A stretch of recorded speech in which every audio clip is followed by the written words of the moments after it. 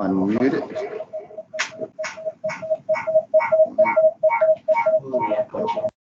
Nice.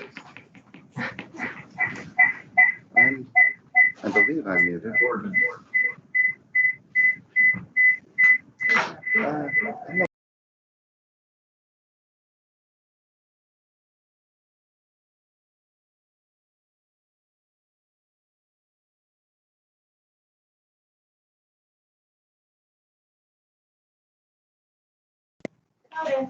What's up? Is anyone else on their phone on the meeting? No? Somebody. Oh, just Laura so said turn the 3 volume minutes. down. Maybe it's the vol. Oh. Okay. Rob, is your computer speakers on? No, my computer speakers are off. Well, let me make sure. It's bound to be me. It was me. Sorry, everybody. It was just the speaker. It wasn't the microphone. Coming back to earth, it's all right. Exactly. There. Can only keep track of so many things. Exactly. Are you ready? Yeah, Laura's going to be in 1 second. We are recording. We can start. Okay, it's 12:32. We'll call the meeting of November 1st, 2021 to order.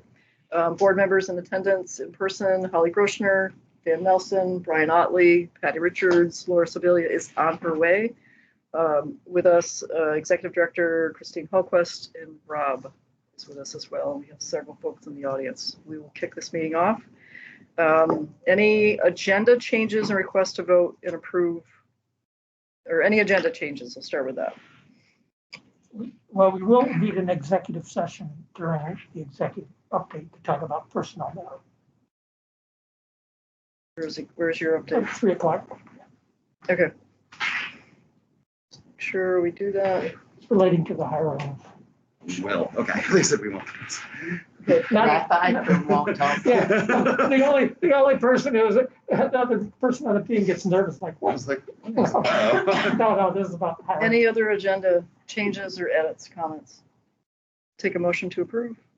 So moved. Thank you. And second, all those in favor say aye. Aye. Any opposed? Okay, the agenda is set.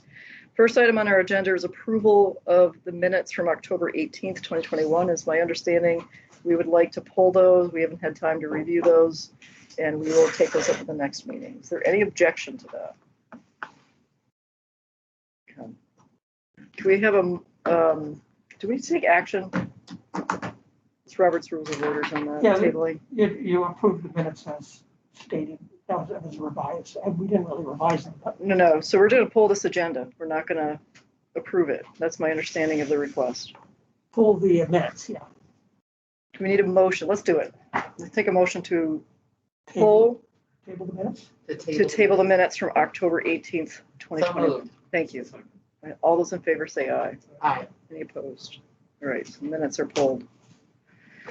Next item on our agenda is Agency of Transportation presentation on performance reporting. Yeah. Christine, who is that? John, is that John Boardman? Jean Boardman. Jean Boardman? Sure that her mic is there. Jean.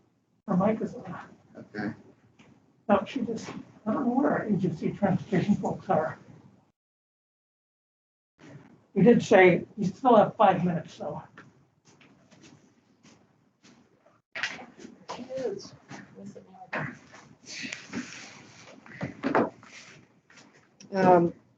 If they are not available, is there anything else we can move up? Well, Hi, Laura. Well, why don't I, Do you want to ask for somebody who's to speak up? There's, I think that's the. oh, that's Jane. there, I Jana. think that's who it There is. she is. All right, we'll give her. Jane. Hi, Jana. You can unmute yourself, Jana. I've spotlighted you, and do let me know if you need to share your screen. You may be able to just do it on your own. Wow. So I'm hoping that I can invite Manuel Sains. And I think you're muted on your end. You're not muted on our end. I'm not muted on my end.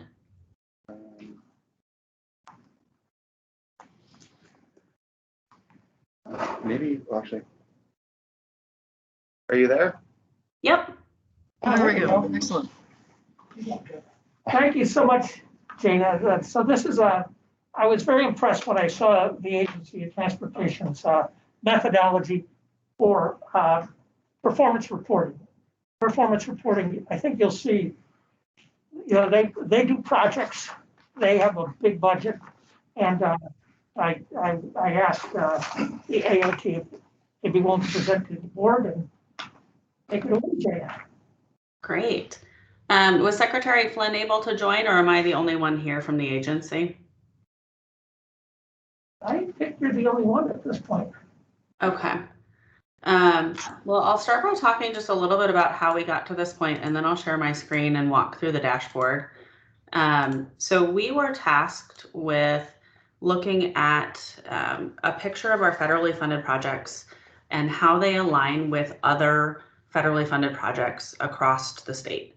So looking at broadband projects, housing projects, wastewater projects, and making sure that we're positioning the state to be able to leverage opportunities for collaboration and to look at forecasts of projects in certain areas of the state and understand what the implications of forward-facing projects might be in any given time frame. So transportation is unique in that we, in this project, I should say, in that we have a longer term plan for our projects. So we put forward at least a 5 or 10 year plan for our projects.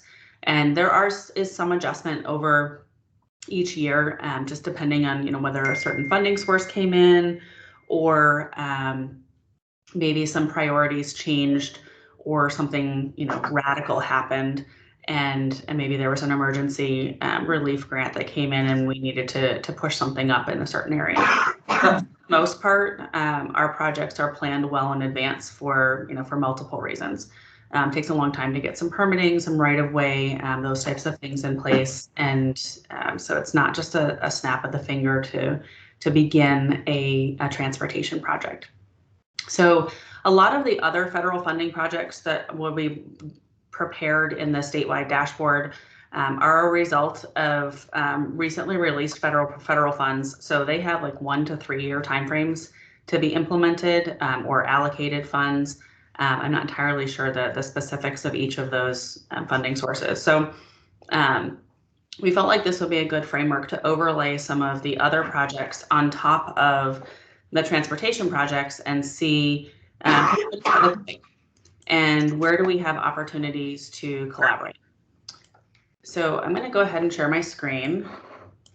And can everybody see that okay? Yeah. Fantastic. So this is just AOT, Transportation's federally funded projects. And this is a time period of July 1. So we're doing this by the start of this fiscal year as the beginning of our reporting period through November 1st. So we did update it just this morning in anticipation of this presentation and another report update that Secretary Flynn is giving to the governor's office. So some of the things that we were asked to prepare were consistent across the board with all of the other funding areas. So we're looking at the total funding allocated for transportation. We're looking at funding allocated by county. We're looking at projects by county, percent of the total funding allocated split out by county, what has been spent to date, and then we added what's been spent to date per program. Also requested for across all of the funding arenas was the count of projects by county. So we put that in a table over here on the right-hand side. Some of the interesting aspects of our funding of our approach, as well as we already have this Vtrans Project Map. So this is an ArcGIS map that's housed on our vtrans.vermont.gov website. And this, I'll click over to this here real quickly also. This project map shows all of our projects that are planned projects and in-flight projects. You can filter them by year. So projects under construction is what I meant by projects in flight are in orange, and then planned projects for 21 through 23 are in the various colors. I'm probably going to pick something that maybe doesn't have a good fact sheet because I'm notorious for that. So the Berlin, New Hampshire deck, probably everybody who drives on 89 is probably familiar with the Berlin, New Hampshire deck project. This is around exit 7. And all of our projects contain a fact sheet. So the fact sheets typically look very similar. This is the US 2 one, so not the 89. They contain a lot of this very similar information, including project milestones, where the location is, what the scope is, and then our contact information. We felt like this would be a really good useful tool to include the map in our dashboard so that anybody planning a project, say in the Montpelier, Berlin area, would be able to come and look at the map, say, oh, there's all of these planned projects in the Montpelier, Berlin area. We would like to put in some additional, maybe it's broadband, maybe it's wastewater, maybe it's a new housing development on Route 2, and let's look and see what Vtrans has for active and future planned projects and see if we can collaborate and maybe leverage some of the access to the right-of-way on one of their transportation projects to be installing some broadband, something like that.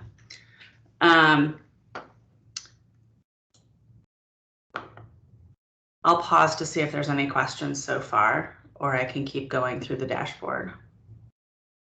I've got one for you, Jana. Okay. Hi, I see location-specific information, and I see dollar amounts. Do you have types of projects sorted in here? Yes and no. It's something that we are working on. So we have a couple of different things in here. So we have our EV program is split out separately. And then on the actual project list,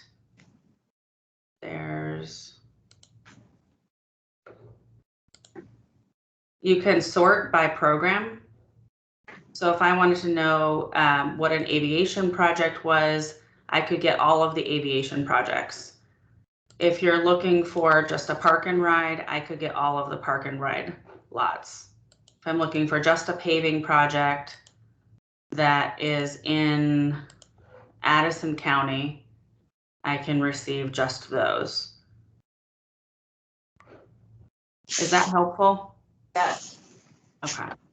Jana, this is Patty Richards. Another question for you. Does the Department of Transportation use this to reach out to different entities to coordinate projects, or are you just putting it, you publish this, so just hope people look at it and come to you? So this is a brand new dashboard. We've been working on it since August. The first deliverable was completed the very last week of August. And this has been intended to inform the cabinet and the governor's office on how we can collaborate better as an organization moving forward. We haven't looked at publishing this externally yet for 2 reasons. First, it's informing policy at the governor's office already. But we're also looking at a partnership with VCGI, and we'd like to be able to incorporate this with the work of the other state agencies and be able to push out one dashboard that's public facing that shows all of the work that's being done across all of the organizations. And that's the only reason that we're not pushing out something separately, is because we want to make sure that we're creating alignment with the work that the rest of the state is doing. So Agency of Administration has somebody working on that, and they've been pulling some of our data into a standard template. And we're just kind of waiting on some timeframes from them to see what it would look like to publish that before we push this out unique and independently. We don't want to get ahead of them. Understood. That's very helpful. So this is not external facing yet. It's not. So as broadband starts to be deployed, is the concept that we might be able to piggyback on this soon? Yeah, that's exactly why I'm asking you for the time to listen to this. It's because I see this as ultimately important to get public facing, right? So we can, and it really is important that we, since we're coordinating with the CUDs, do this in a way that is, that we don't overly burden them, but it does provide, it gets to the question like we were just asking the press conference, well, when am I going to get my broadband? Well, we have a phased approach people can go to the website, see status. We're going to predict, for example, that, your street is going to get done, August of 2024. But as you get closer, you want to be able to go to that project and see what the status is. Make sense, Gina? Yes, and one of the things that I think was really important for us right up front was identifying our reporting elements. And we had a standard set of data that we are required to report on. It's the same set of data for every project. So you have the project name, the location or county, how much is allocated to the project, how much is spent, and then the rest of the information, we added the description and the project number, and these project numbers also go to those same fact sheets that I clicked on from the map. We added the construction start year because even though a project starts in a certain time frame for transportation projects, the construction start date it is different than an actual project start date. That may not be the case for some of the other types of projects that are doing this reporting. So we added a little bit more information, but a start date, a finish date, a project phase, and then the status.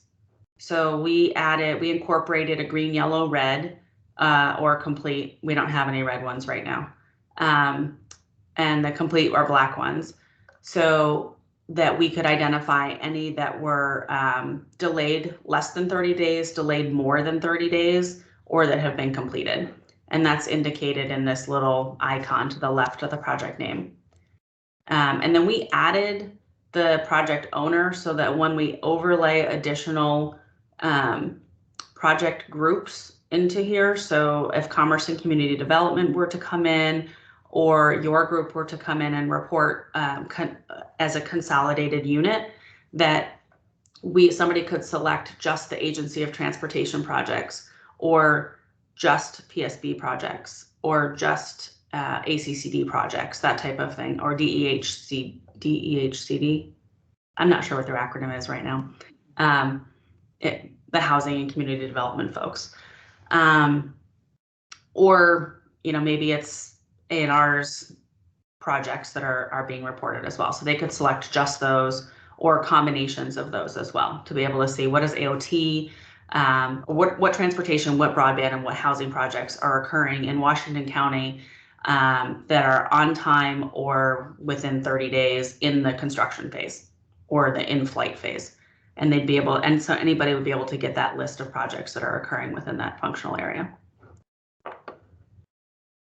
We'd be happy to share our data element map with you as well. It sounds pretty fancy, but really it's an Excel workbook that says, here's the list of columns of data that we think that you should collect in order to be prepared to report in a consolidated manner.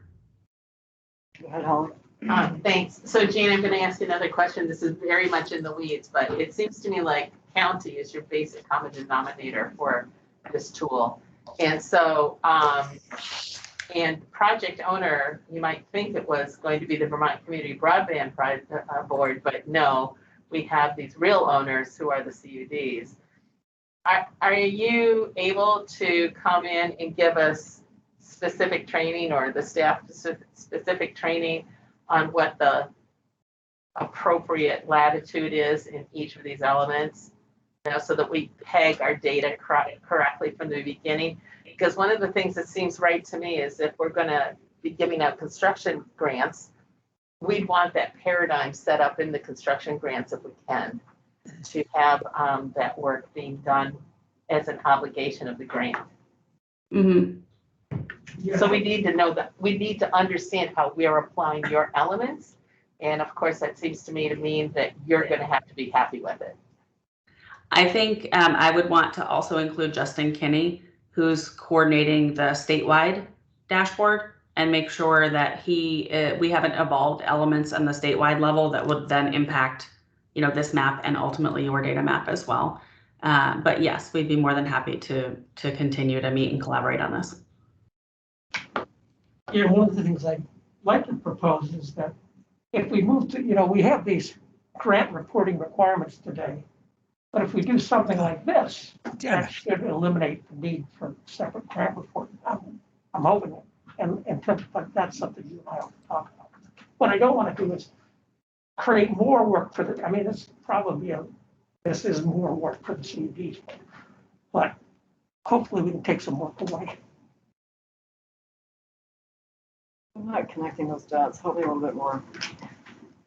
So the grantees are going to have to do reporting back to us in terms of. Well, right now they do a monthly report that we set up.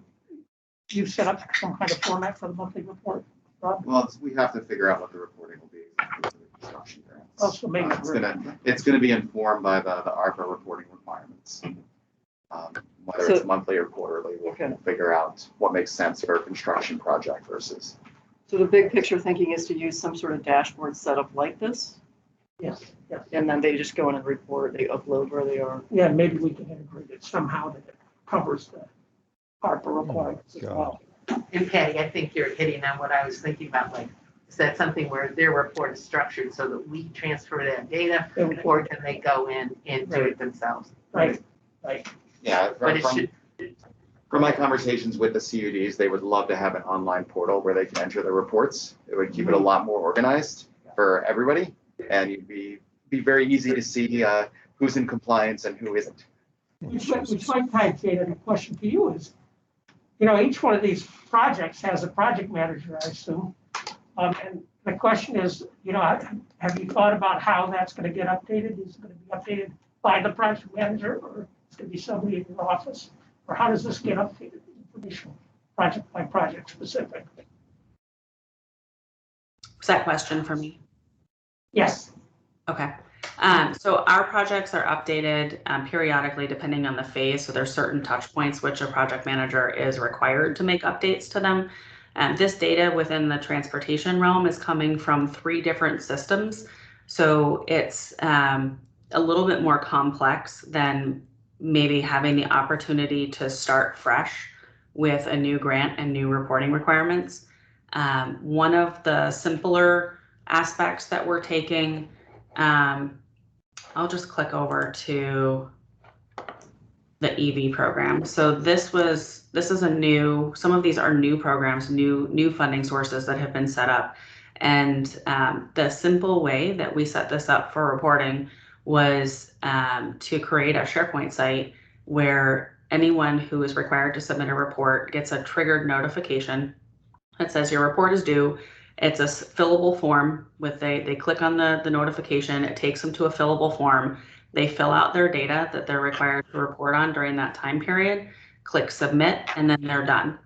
So they could do that every month. They could do it every quarter. They could do it every 6 months, whatever the frequency is that we need them to do that.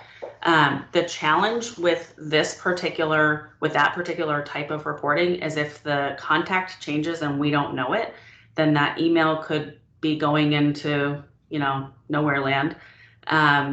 So we have to make sure that we're maintaining an accurate contact list, or that we're using a group or distribution email to send the reporting request to, or it can go to more than one person, so that we make sure that there's a connection with whoever's received the funding. And that way they're able to take ownership over the report requirement, and we only have to follow up with those that maybe have missed 1 or 2 reports. That's That a very handy feature to have an automatic, circulating. You need to update some data here.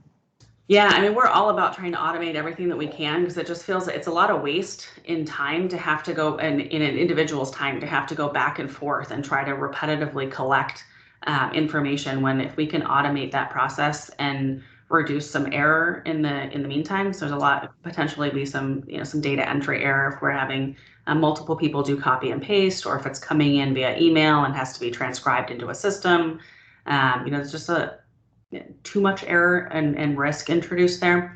So that was our goal. And we were able to do that with the EV program, just not with the, it's automated in the other system. It's just pulling from multiple systems, and does rely on project manager data entry.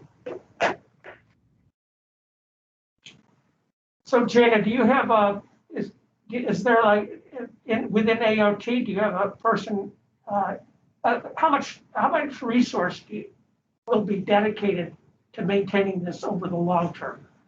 So now that it's stood up, assuming that there's very limited changes to the type and the the type and the approach to data management that we're looking at going forward.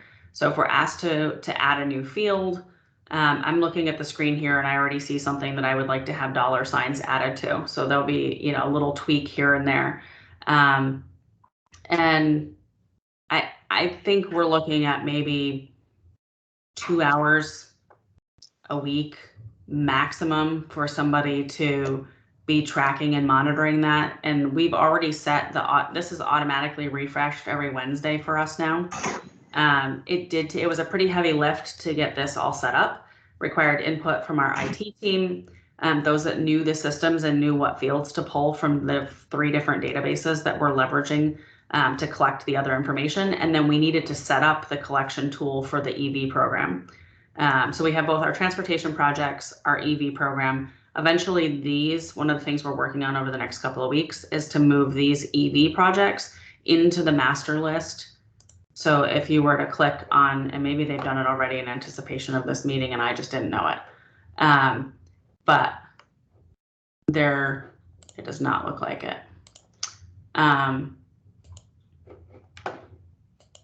can clear some of these also. There we go. Nope. Was to move those projects into this program as well. So you could see transportation, municipality, and EV as well. And then you'd be able to select all of those. So every time we have a new set of program requirements, that you would see the highways projects is, you know, transportation projects unique from the electrical vehicle component, unique from any additional like housing or broadband projects. Trying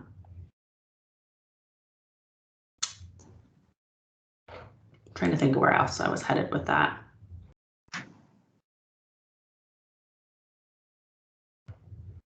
Yeah, so we met the original constraints of the reporting with just this first page of the dashboard and creating the list. And then we decided we needed to add some additional attributes to the list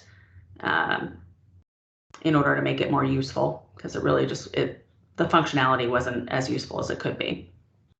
And long term, I think, you know, we have two different program managers that are responsible for the data management and spot checking the data. We have a monthly report that we submit on any substantive changes. Right now, our transportation funding is in limbo. So until the IIJA is signed, hopefully before December 3rd, we won't have anything substantive to report, because all of our new federal funding and the infrastructure bill coming, we won't have the large gap or the large jump in projects to program, and nothing significant to report until that bill is passed. But on the EV side, they're making significant progress there with different grants and program enhancements. So we are incorporating those into a systematic update. And both of those program managers will submit something into their SharePoint list that gets consolidated up to me, and I include it in the weekly report to the secretary. Just on the month, the first business day of the month, and they're triggered the last Thursday of the month to compile that. Did you develop this all with, this question to you, Jane, again, did you develop this all with in-house IT, or did you use some contractors? No, we have the performance section, which works under the Division of Finance and Administration. That's my division. It built the dashboard, built the automation of the EV programs, and then we leveraged our ADS resources that are part of our integrated team in order to understand the data network and the intricacies of the different systems and where we would need to pull data from and the best data to pull it from. because they actually were able to point us to, they know some of these systems better than I think we do. And we're able to point us to the fields that we should pull in order to make these the most efficient dashboards that we can. So other than staff time, which there was a lot of it right up front, and to be perfectly honest, I think probably all told, we've probably spent close to 250 hours on this. Christine, are you looking at replicating this or just participating in this? Well, I'm hoping we can do both, participate in this and then be able to use the base program to be able to report status, kind of where AOT is going.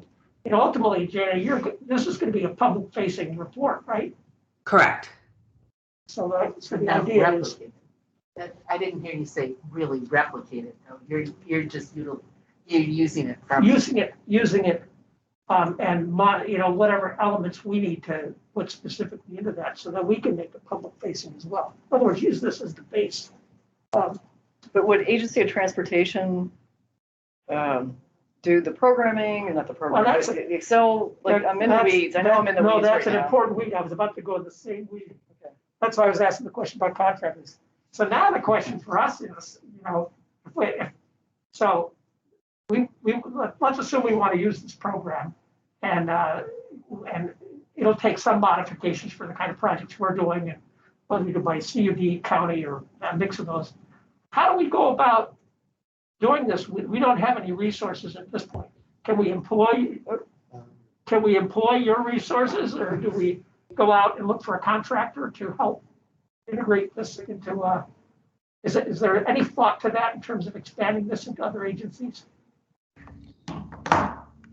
So I think, I have some thoughts, but I certainly would want to loop in Justin as well, because I'm not sure where he's at with the full, Justin and VCGI, where he's at with the full expansion of this statewide. So he's seen our model, and we took all of the components that were requested. All of the cabinet received a PowerPoint, and we were required to start reporting on the data elements as soon as we had them within that PowerPoint. So it's very consistent. Every agency is supposed to be, aligning with the same approach. And we were, not surprisingly, because we already have data and we have projects in flight already that are federally funded, not surprisingly, we were the first ones out of the gate with this type of reporting. So I think that from what I've heard, it would be relatively easy for us to share the schema for the data map with you. And if your data map aligns with what we have, it should also be relatively easy to do some copies of these and just publish it with your data and the Power BI screens. But I'm not super techie. So I think it's probably worth a further conversation to understand, what would change with your data before making any sort of commitments.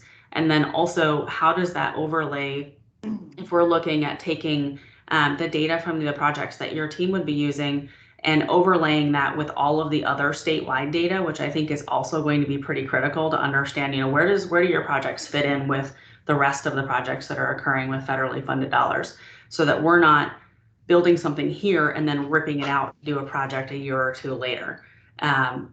In essence, negating those federal dollars that were so precious for us to obtain. So I think it's going to be really important to understand how that statewide look is going to be. And I'm hoping Justin will have more information this week on how we're going to fit into that as well. Because my understanding is our elements are going to have to change a little bit. Hey, Laura? Just a question for Christina, Rob. Have we talked to ADS on this? No, this is the first, you really showed it to the board first to get your thought on this. But I think moving into that next level of detail, I think that's for us to go do. Yeah, so this, because when we're thinking about like adapting this model, which is what I'm assuming that's right, that I think that would be a place to go to ADS to talk. Absolutely. What is? So ADS just gonna ask the- Digital Services. Say it again? Agency of Digital Services. Okay. This is not Yes. something we want to do in-house. I've been involved in a dashboard project before and. No, Yeah. But I'm leaving the also, state. but also, I don't know how deep you need to go with AOT on it either. Right. That's Oh, my I see what you point. want, yes. That's my point. Can we, I'm jumping to a conclusion here. Can we add to the parking lot a dashboard? Yep. Follow up on dashboard. Yeah, it's up there. on So the this is a third great bullet. presentation. Yeah, It gives us some dashboard. thoughts and ideas to think about. So Wait, we did the presentation, but what we need, so may I say something about this? Absolutely. In my misspent youth, I was in charge of a $4 billion acquisition process In your misspent of communication towers across the country. And one of the things I learned through that process is some data is essential to have and some data is cool to have. And one thing I would caution staff on this is to be sure that we don't make modifications because it's something we'd like. It's got to be something we need, I agree. because the maintaining of the data is really the difficult part. I strongly second that. Because the And- cool factor can get really big. And be really intentional with your reporting requirements, understanding what those are up front, so that you don't have to go back to the drawing board when you already have an approved design and you've implemented it, and then you need to make changes. That's good advice. Any other questions of Jana? Thank you, Jana. You're very welcome. Very cool tool. Thank you very much. Okay. Yeah, so on the parking lot, that will be, so we had dashboard up there, but then next steps with dashboard. Next step is the next steps. Right, so we'll keep that. To investigate the details and find out, and that's what we'll do next. Are you Back- good for me to sign off? Yeah, we're good. Thank Okay. you, Jana. Thank you very much. Bye-bye. So I'll speak to ADS, I'll speak to Justin, Exactly. and see what it takes for us to integrate into this Yeah. tool. How cool if VCBB projects can be reflected in the state dashboard though. I mean, I think that would make a lot of people happy. All right.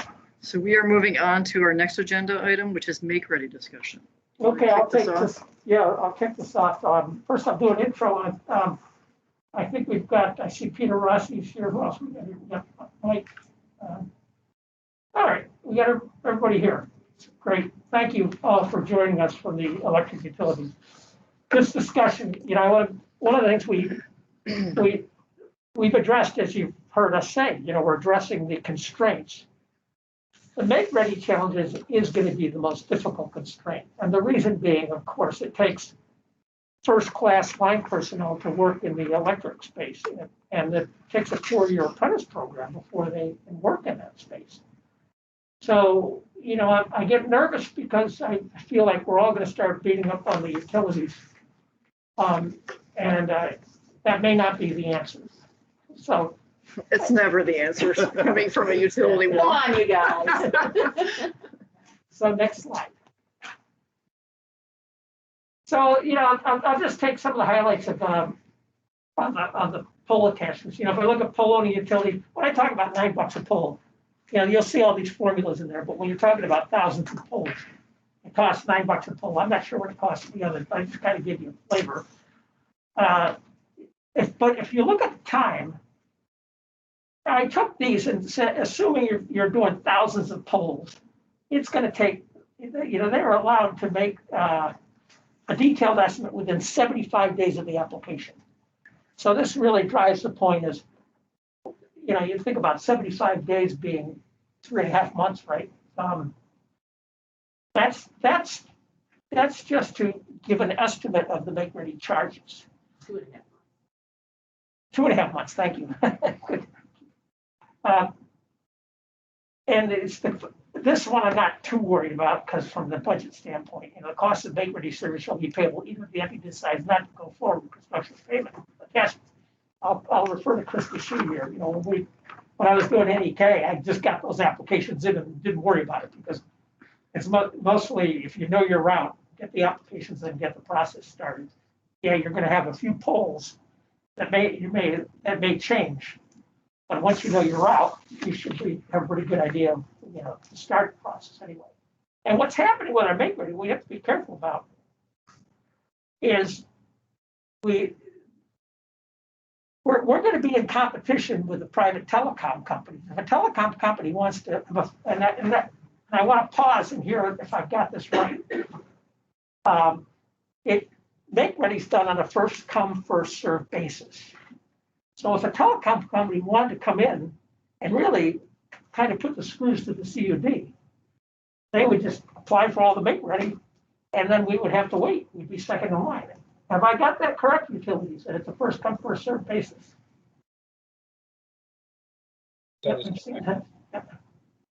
So that's why this is a. Are we hand wringing here a little bit though? I mean, they do have to pay $9 per poll. I mean, do you think that there's a evil scheme out there to take up all capacity of all utilities? I don't know, Krista, what do you think? We're seeing competition for make ready. But is it more than normal? I mean, every year there's that competition. Right. So are we seeing something that is uniquely out of past character? I mean, I don't have any basis for saying either way. Yeah, so the potential exists. And think about it, Consolidated also bid in RDOF, so they have obligations to go forth and build. So there is a push going on by all the telecom companies. It's probably just a natural push in the sense of they've got RDOF money, they have obligations they have to meet. I think for the Consolidated, the benefit is that they're doing all overlash. So they don't actually apply for make ready because they already have all of their attachments, which means we also don't have visibility into what they're doing from a fiber perspective, but that's a different question. Good, thank you. But it's I've got an also, example. Oh, go ahead. No, we just recently had 2 applications for the exact same place, and we brought it to the attention of the 2 different entities, and they worked together and decided who was going to go there, and one went and one didn't. So it is happening. We try to make sure both companies are aware so they can work together, and but it is out there, just to confirm that. So Mike, or others, have you seen that happening with a CUD and a non-CUD yet? So I guess what I'm trying to understand is, are we seeing private partners willing to kind of cooperate with CUDs on the polls, or have we not gotten there yet? Was that 2 private providers? it was. No, he just said that they had It was us and we cooperated and we're on the polls. So the private provider agreed to go on polls because they didn't want to compete directly and preferred to work with us in that situation. Okay. Holly. I'd love for these gentlemen to be introduced and identify which utility sure. companies they're with. And I really appreciate the idea that they took the extra step to let the parties know. So that's awesome for us. Mike, can we start with you up top? Our screen. Sure, thank you. Hi, Mike Burke, Green Mountain Power. Glad to be here. Thanks for having us. Thanks, Mike. How about Peter? Hi, Peter. Peter Rossi, Vermont Electric Co-op. Glad to be here. Thank you, Peter. Ken? Good afternoon. Ken Nolan. I'm the GM at Vermont Public Power Supply Authority. For those who don't know, we represent 11 of the small municipals around the state. Thanks, Ken. Dave? Hi, everybody. Dave Kresak, Director of Operations here at Washington Electric. Good to be here. Thanks, Dave. So the next bullet from 3.7 is the poll owning. It's that third bullet down is the poll owning utility. Naturally if there's a large order, there's going to be a negotiation in terms of time frame, and that's where we get back to And I think, I just kind of want to shortcut the whole presentation here and say, let's talk about, and I'd like to have utilities to present, what issues they potentially could be facing in terms of, of us trying to meet our fiber production schedules. If we're looking at 7,000 miles of fiber estimate total that we're going to try to construct in 5 years, you're talking, I don't know, 1,200 a year, right? 1,200 miles of fiber. What impact does that have to the electric utilities? So that's where the question, let's make best use of this time and ask the utilities to talk about this. And maybe what you're doing and what we should be doing. Can we address this in the context of do you have capacity limitations in terms of, as the broadband projects come in and they apply, and you also have other workload that you have to do on your electrical system? Talk to us a bit about your capacity constraints and process of broadband coming into your utility. And let's start, we're going to go through that same order. We'll do Mike, Peter, Ken, and then Dave. And we're understanding Ken is representing several municipals, so he's going to have a patchwork here. All right, Mike? Sure. Thanks, Patty. So I guess I would start off by saying what we average every year. I look back at the last 3 years, as it has been a little bit busier in the past 3 years, although 6 years ago was busy too. But the last 3 years, we've averaged about 350 miles a year of make-ready licensing and allowing fiber, communication companies to get on the poles. So if you look at that 350 miles on average versus, if a CUD in southern Vermont has 600 miles alone, it certainly sounds like a lot, right? What I would say is this year, we do have an opportunity to spend, we are looking at and trying to budget and resource correctly so that we could spend more time doing broadband work.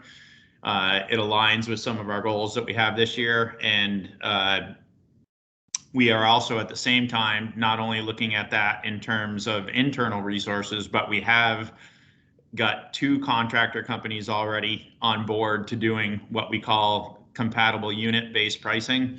So for instance, if we got a lot of miles applied for in a district where we were not resource heavy or just didn't have the resources, we could actually have these companies come in now and look at the pole by pole work that needed to be done and literally be able to give us a price for each unit of that work to be able to roll out pretty quickly. And then they could come in and do that work if we were not able to do it. Now, can I give you a number that, hey, we can do 4,000 miles this year or 1,000 miles?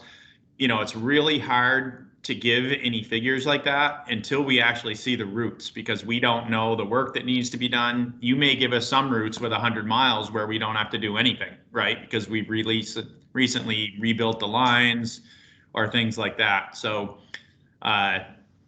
what we're trying to do is to get people to turn in applications and give us the route as soon as possible. And then we can certainly turn things around and give you an idea on the resource need from there.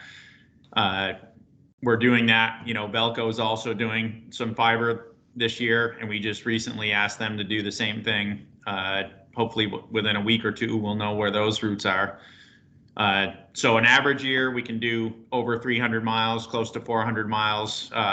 But we feel this year and years following, we can probably ramp that up more with external help if needed. That's kind of a high level of what I'd give you. Happy to take questions if I missed anything. Mike, what's the upper limit of what you could do in a year if you had the contractors? Like, what's the biggest number you could even imagine? I would think doing 3 to 4 times our normal. This isn't something we've often contracted out just because of the fact that a lot of it is hotline work. So, it's a lot of, we can do things a lot quicker, usually internal. So my guess is a big year with contractors would probably be 3 to 4 times that. So 900 to 1,200 miles. And that would be with external help.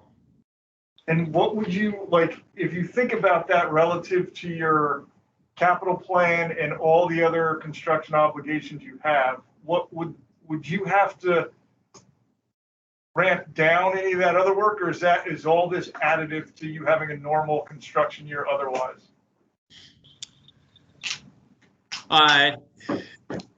This year, we did plan, while we're waiting to get some climate plan projects in to the fold that we still have permitting issues on, we actually have some room this year to actually bring more broadband type work into the fold. So this year's unique in that aspect.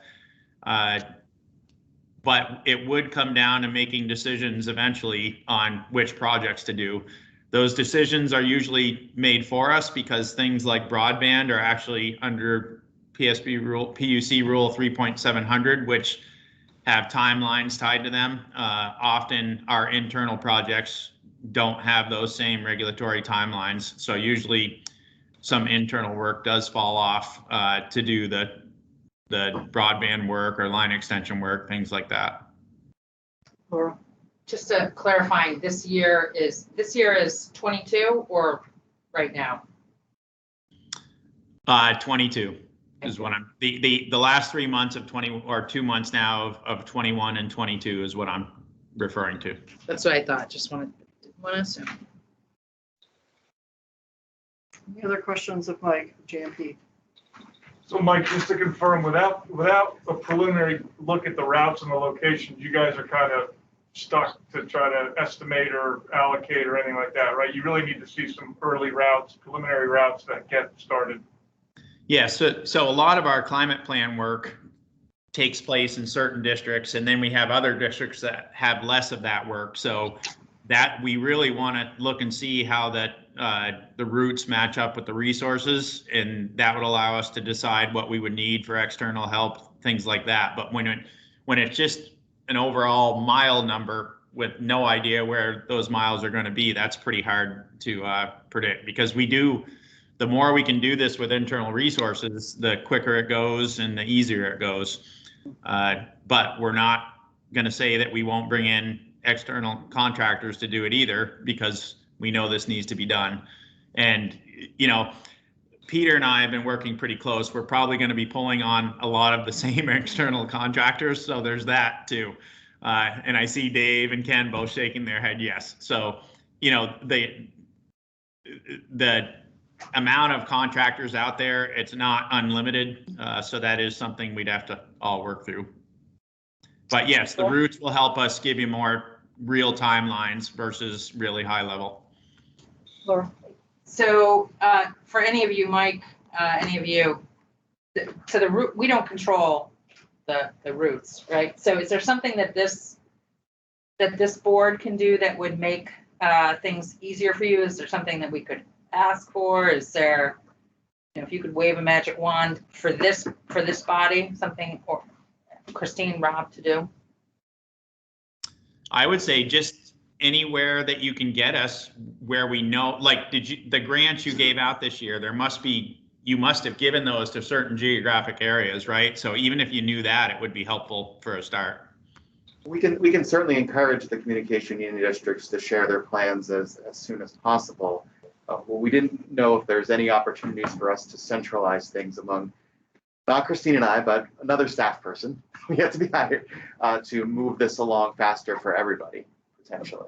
But so that's kind of like how? So That's what is it that this entity could do? I mean, I don't think at this point, I mean, just so you guys understand, the grants that have been awarded so far are pre-construction grants, which is basically funding to get ready to do the design and the identification of routes. It's not, this round is to get that product. It's not that product. So, you know, the CVs are working on it. We're waiting. You guys are waiting until they hit that milestone of at least a preliminary routing. You know, that's kind of the starting line on all this. So Brian, just to put a finer point on it, wouldn't you say that in this very thoughtful planning for 2022, these guys might not have route information until halfway through that 12-month cycle? That's right. I think Because they started it I heard 2 months of this year, right? So this might be where our project developer, when they're on board, might be helping us kind of give people a window, as they're helping the CUDs get these things kind of, so that we have a bigger. They guide the plan so it's more orderly and can be. Yeah, and they can be talking, Coordinated okay, I with know utilities. that, I know CV is gonna be here and DV is gonna be roughly there. I think they're gonna hit this timeline. Right. Okay. So we don't normally take public comment, but Patty. if you have a specific question that would inform us, I'm happy to take that, but I'm just going to put the caveat out that I want to have this open up to a free flow of questions. With that, It's specific, Mike mentioned that if it's an area that they've done a lot of work or reworked the line, would it be possible to get that information so we would know the areas where it's the easiest to do make ready for the stuff that would be coming first? Prioritize where the work is done. absolutely encourage CUDs to contact all the utility folks. And you've got 4 representatives right here that obviously are key contacts. I was just wondering if you. All right, let's move. Go ahead, Sorry, Mike. was that a question directly? Is there things that we can give you for data? Is that what you're? Yes, I think that was the Yes. question. I mean, we could certainly do maps that show anything with, say, polls within the last 5 years, something like that. And I know that a lot of us use the same type of GIS systems too. I don't know, Peter, did you have an idea for that type of thing, like how to show where the lines are ready to go? I don't, for this. I would have to think about it a little bit more. We do have areas like, that we know that we've like repaired a circuit and, know that the poles are tall enough. But as I mentioned, to some CUDs, we're on a 5-year plan to go pole to pole and inspect everything on our system. And we're only 2 years into that. So there's a good portion of our system that I don't have that data for. 2 years worth or 40% of our system I do. But I think there's 2 aspects, Mike, that I just wanted to hit on. One is all the stuff that you hit. Obviously, we've said this to a lot of the CUDs in conjunction with each other. But the other part is that there's really no getting around a field engineering, pole to pole kind of engineering with the other communication entities, as well as the pole owning entity, which is usually the utility.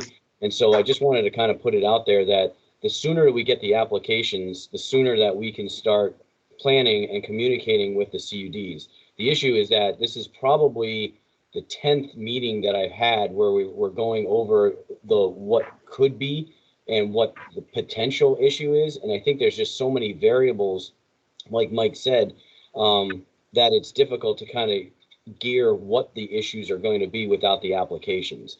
So I just wanted to put that out there, that the sooner we get the applications, the sooner we can start doing the engineering, which in our case will be contracted out as well. Pretty much all of the make ready will be contracted out by VEC, unless it's like, small spurs here or there. To give the committee a perspective, our largest year of make ready was during the pandemic, and that was a little over 100 miles. And that chewed up a lot of contractor time, a lot of internal time, kind of, got a good feel of what about 100 miles a year would look like.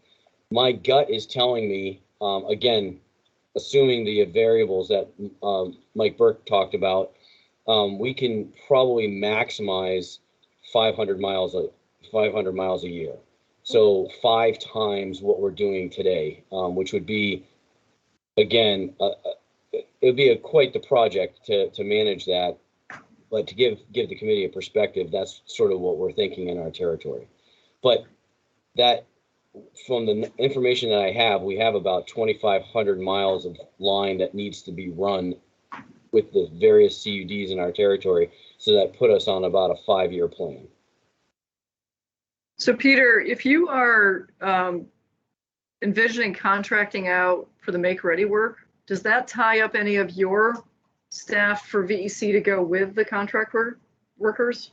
Depends on the contractor. It's a good question. There are some contractors that we have ex-linemen, line workers that have come back to do that work, and there are some contractors that can hold tags. They're few. There's only like really two of them, JCR being one of them and Riggs Disler being another.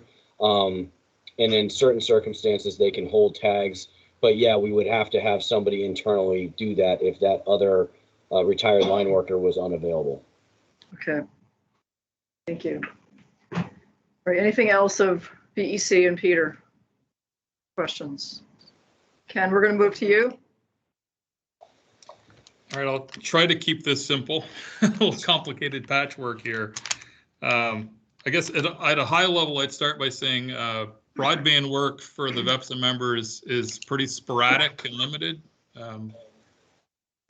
Peter and Mike were talking in hundreds of miles, and I'd say for us, it's in miles per year. Not anything significant at this point. Yeah, the other thing we run into is most of the VEPSA members serve villages and then outlying areas, and we tend to have pretty good broadband coverage in the villages. So the make ready for us is on very limited specific parts of the system. Is where we're anticipating this broadband build out to be. So it makes it a little more difficult because it's not actually an entire circuit. It's going to be pieces of a circuit and very difficult to get to terrain in most cases. Give you some context on resources. 3 out of the 11 members have no line crews. They actually rely, one of them relies on VEC right now for line support, and 2 rely on Green Mountain Power. The most number of line crews any one utility has would be 3. So there's limited capacity amongst the municipals to like devote crews onto broadband versus other options. There's not a whole lot of ability to move people around. So I was nodding my head earlier. Most all this work would be contracted out for us. In all likelihood, we would be trying to coordinate with either Green Mountain Power or VEC, who I expect will have the majority of the work in any particular area. And we'll be trying to tack our efforts onto whatever they're doing and sharing contractors and so forth. The one thing I would comment on the kind of interaction with the CUDs, and this may be unique to us, but we're getting fairly embedded into the CUDs right now. We actually added a GIS administrator last year with the specific purpose of helping us getting the poll data together and starting to put GIS maps together for some of these small municipals that haven't had any in the past. And we've been able to coordinate, especially with DV fiber and Northeast NEK fiber, coordinate pretty well in getting data to them and gathering information they're collecting. So I think that started, and it's now transitioning to sharing information as far as the designs. We're putting meetings together with DV Fiber now as they develop their designs and try to understand where they're going to go. So from a planning perspective, I feel like we're coordinating pretty well. The construction side is where I see the problems coming, and the actual getting the estimates and so on. We're going to be all pulling on the same resources to get that done. Happy to answer questions from here. Okay, Laura? Can you just explain a little bit more about the embedded within the CUDs? I'm not like. So our GIS administrator has had weekly meetings with the CUDs and trying to understand what they need for data, what we have, as they're going out and doing poll surveys. Can we do that in a manner that collects both the data they're going to need initially to do the design and get the data we might need for the make ready work at the same time? We've provided copies of all the maps that the members have had. In some cases, we've converted paper to GIS maps and are working with them to get the right technology, the right communications protocols in place.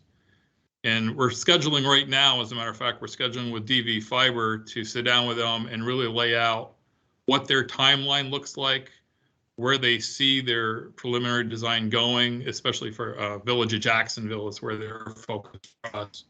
Yeah. Trying to figure out not only what the timeline is, but which poles they're going to be looking for us to go in and do make ready on, so we can do some pre-planning on our standpoint. Okay. So, and it's just the territory, you're the VIPSA utility territory is what you're talking about. So in areas where there's multiple members, they're working together.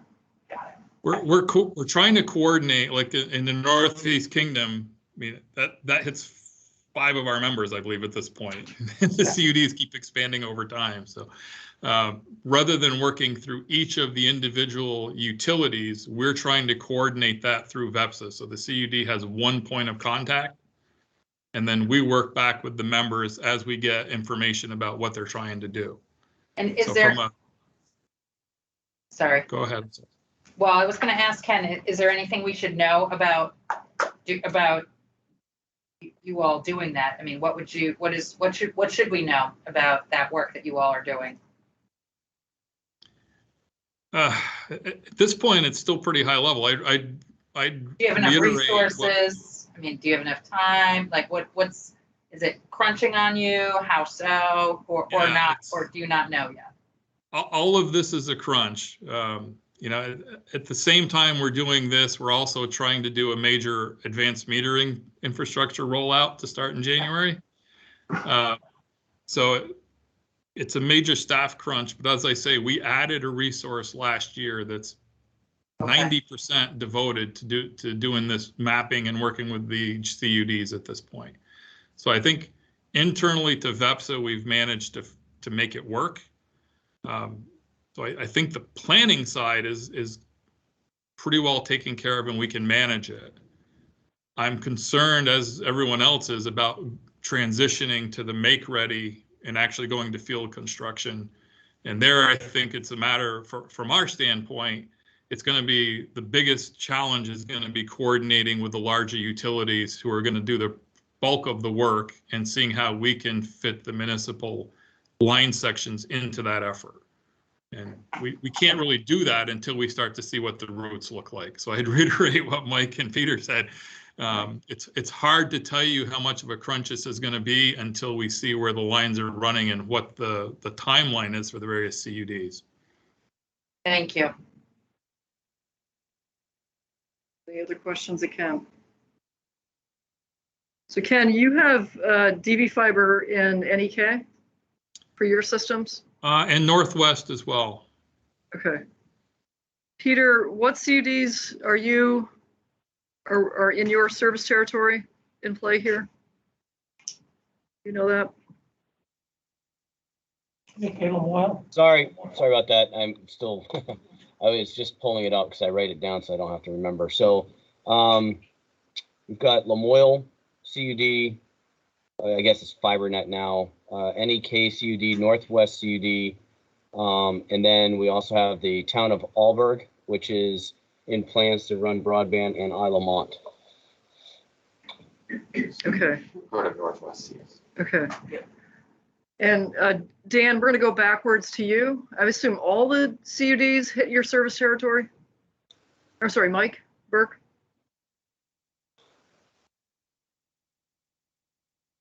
Sorry. Yeah, looking quick. EC, CV, DV, Northeast Kingdom. Say all of them, Mike. It's got to be all of them. All of them. Okay. And you know, one other thing, just to give another, before we move to Dave, just to give an idea of just what the everyday type thing. We currently have 68 open applications applying for 3,691 polls. And this is just kind of ongoing, all like that. It's about 175 miles. So we're going to try to do more. Thanks. Okay. Thanks, Mike. Ken, anything else on your end? Ken Nolan? Not for today. Thanks. Okay. Hopefully Dave is still there. I see his picture went blank. Yeah, I'm still here. Apparently my camera thinks I'm not good enough looking to You got that new haircut. Yeah, I know. Yeah, pretty much what all three guys just said. We're faced with the same thing, resources, of course. One thing WEC has been very proactive on is communicating with the CUDs almost on a weekly basis with what's going on in our neck of the woods. We have 3 CUDs that encompass our territory, the largest one being CV Fiber, of course. And we started early on. They did get our data, our maps, poll data. They are currently doing an inventory, a poll inventory, and they are trying to gather information, the type of potential make ready work that could be coming down the pike for us. So that'll be helpful. Once we get all that information back from them and upload it into our system, we'll be able to kind of hopefully sort through those polls that need the most attention, and they will coordinate with us as well what locations, areas they want to start with first, and we'll concentrate on those areas also. I've only been here about 5 months, so I'm still trying to figure out all the details on everything, but they've been pretty good at sharing information with us as we have been with them as to what their needs are and what our needs are, of course. We're going through trial runs. We went out and did make ready surveys with them in person to look at the things that we look at so they could be aware of what they need to look at. And we're working on putting in applications up to 200 polls at a time, trying to get that process down pat so we can kind of streamline everything. But internal resources are going to be a challenge. Like has only like 6 crews in a large territory to deal with. And basically only 3 design engineers that can go out and do make ready surveys. So it's gonna be a challenge, of course. And just to throw a little color on that, Dave, just since I know the system a little bit there, 3/4 of WEC is considered underserved or unserved. So as Dave characterizes it, it's going to be an internal resource challenge. He's being kind. We have 14 first-class line worker positions. Not all of them are filled. We have new line workers that we're going to be bringing on board soon, but we have a very finite of our maximum capacity of staff. We're not fully staffed, and 3/4 of our system needs to be looked at. So it is going to be a challenge, a balancing act for Dave to, weave this and thread the needle on this. And certainly working with all the other utilities with Mike and Peter, it's going to be a necessity, and to the extent that we can share resources on that contract staff is going to be critical to make sure this gets deployed in a logical fashion, in a streamlined fashion. Holly? So first of all, we don't thank utilities very often, and I just think it's pretty awesome that you're all sitting there. I wouldn't say you're ebullient and excited about this coming work, but you're engaging, and that is great. And thank you so much, because you didn't ask for this surge. It happened to you. So thank you as a Vermonter. Thank you so very much. And a WEC customer, by the way. So I'm wondering, because a number of you have overlaps with the CUDs, and this is same type work, whether there's a way to do a standard, I know these applications are somewhat standardized, but is there some way to standardize some components of it for the CUD interface with you so that you're looking at the same stuff, or that it's somehow expedited across your entire process? I know there's a very vague statement, but I'm not the utility person in the room, but I'm asking, can we both train CUDs to make applications in a standardized way, or have them processed in a more standardized way, so that we keep everybody moving with as efficiently as possible? And really, that's a question for the 4 of you. Like, are your processes different should we be making samenesses, or am I asking for something that already exists? Peter, I'll take the first shot. And Okay. so I was over gonna the years, even in the recent 3 or 4 years, although it could be 7, time sort of flies, we've constantly been trying to make the process better for the PUC rule 3.700, and I think we've got it pretty standardized. You know, I certainly will run that by our people that do all of that intake work and everything, but I think we've gone from in the past where it was a little clunky. We've been doing so much of it in the past 3 to 5 years that it's gotten a lot smoother. What I'm trying to say is I don't know of anything off the top of my head that can make the application process better, other than having the data complete. You know, we want to go from here to here, and I do know a lot rely on us to get that data versus them looking at it ahead of time. And I think maybe them looking at it ahead of time a little more to make sure the data is complete would be the only thing I'd throw out there. And I defer. Yeah, I'll follow on those coattails. I agree with Mike. Our process is pretty streamlined here. We're usually well within the time frames, even the new time frames. We kind of pride ourselves on coming in a shorter amount of time.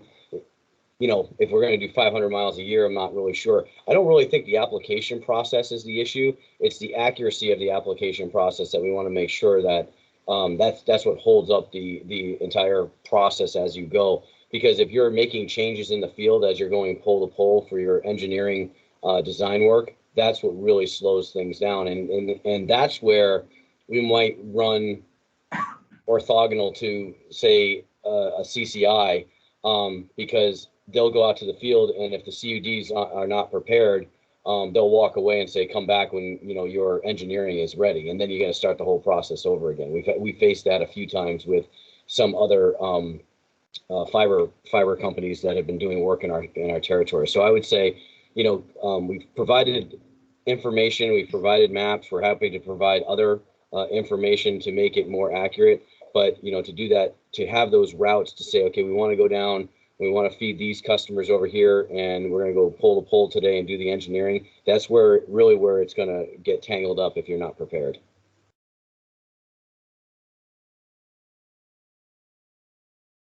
Thanks.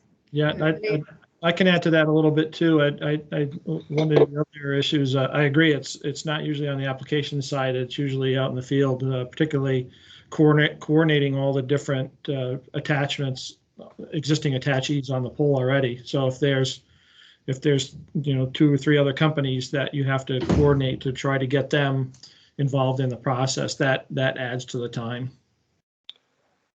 Yeah, I'd like to just add one other thing. You made a good point that reminded me. I think this committee is looking to where they could help, and I think that, if I may be so bold to recommend, that this committee reach out proactively to CCI and maybe discuss with them on how we can get a win-win. I find it's always better to try to work with a company, even though they, are sometimes difficult, even when we're building our capital plan. But, I've been in a lot of meetings where either CUDs are kind of, putting Consolidated down, or we're talking bad about them. I do know some people that work over there. They are trying to do the best they can, and perhaps a proactive plan with them to say, hey, look, we're trying to do this. We know that you have RDOF and all these kind of things. There's we're tight on crews, we're tight on labor. Is there some way that maybe this body could act as sort of a shield or whatever to plan with CCIs to make this a win-win, rather than having them like an us versus them sort of thing. So it's just a suggestion. Good point, Peter. But That's an a good excellent point. Yep, it's a really good point.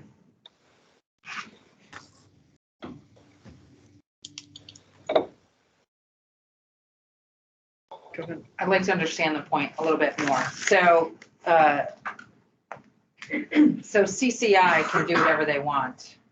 So, help me understand, like, what we would be encouraging them to do. Like, if we were to meet with them, what would we be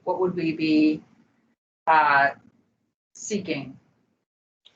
Well, I mean, the first thing is just to establish a relationship, right? I mean, most business ventures are always, with the people involved, introduce yourselves. I mean, most of the people you meet at CCI, they're going to know you anyway, because some of you are already been in the utility business for a while and that kind of thing.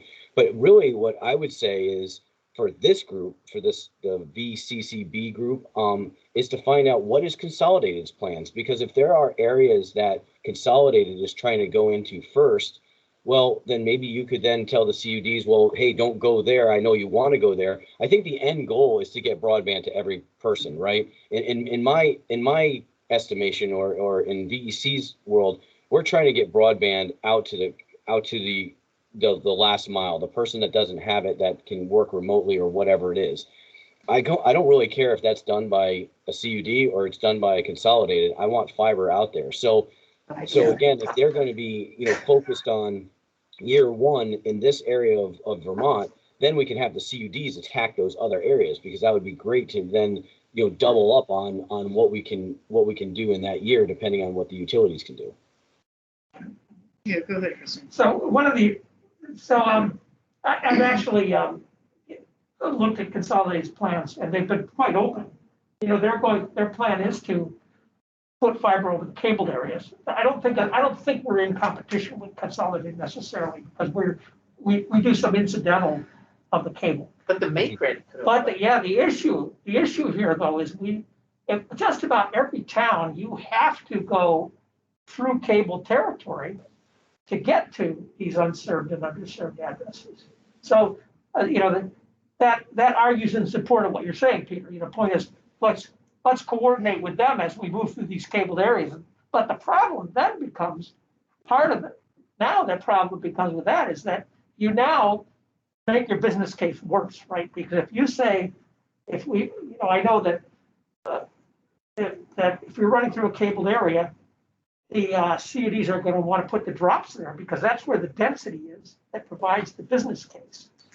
So on one hand, yes, it helps with the coordination.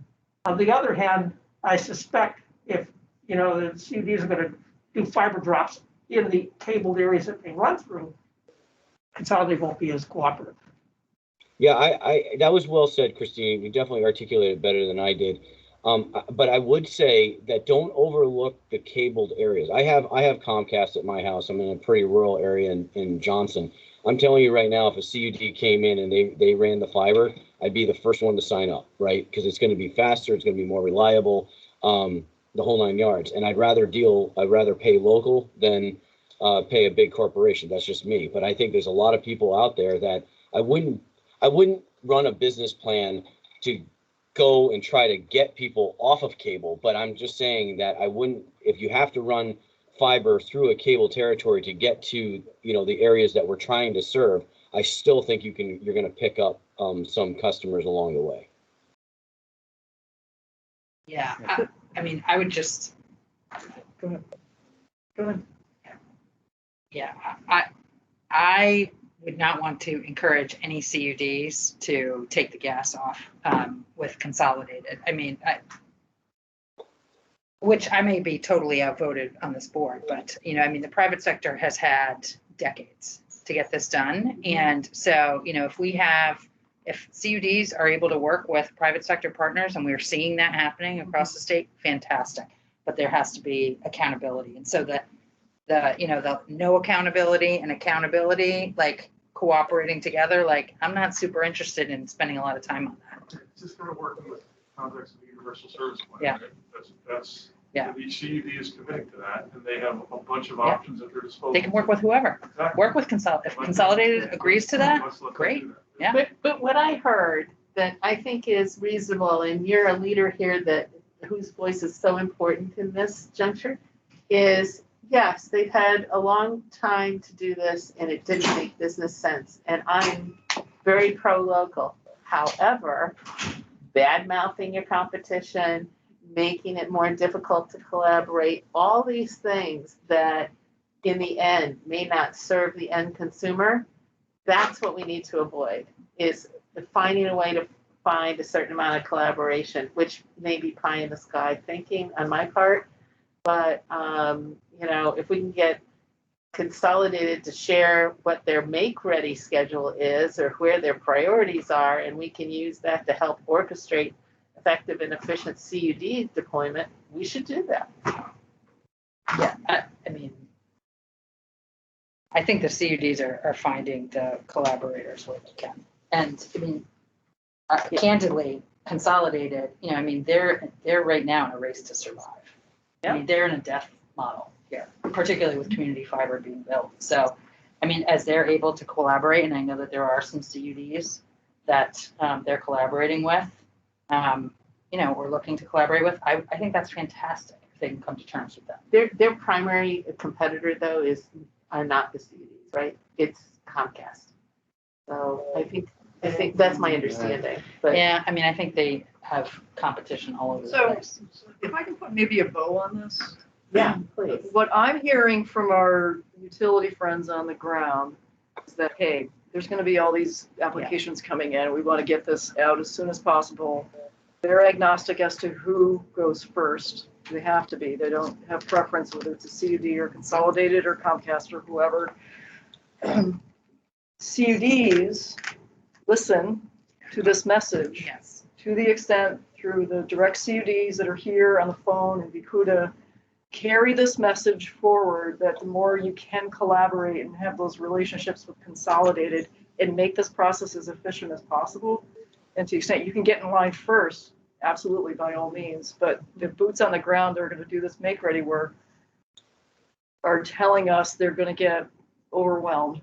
And we might get second in line, we being the CUDs with our funds. But I don't think this is our relationship to establish.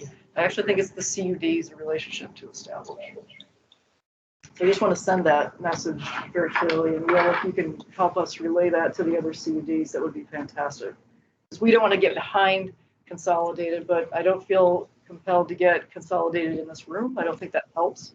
I think the CUDs can have those relationship building exercises outside in their business model development. It will be interesting to see if they're all sharing the same vendors anyway. Exactly. So, Exactly. so Now, look, go ahead. I might have not been entirely clear of the challenge. I wasn't necessarily trying to say that CUD should collaborate in running fiber. What I was trying to have is a relationship with CCI so that they don't like hold up like progress. And the reason it's not just the applications, the CUDs could be first in line. Unlike GMP, we have a lot of joint owned poles with CCI.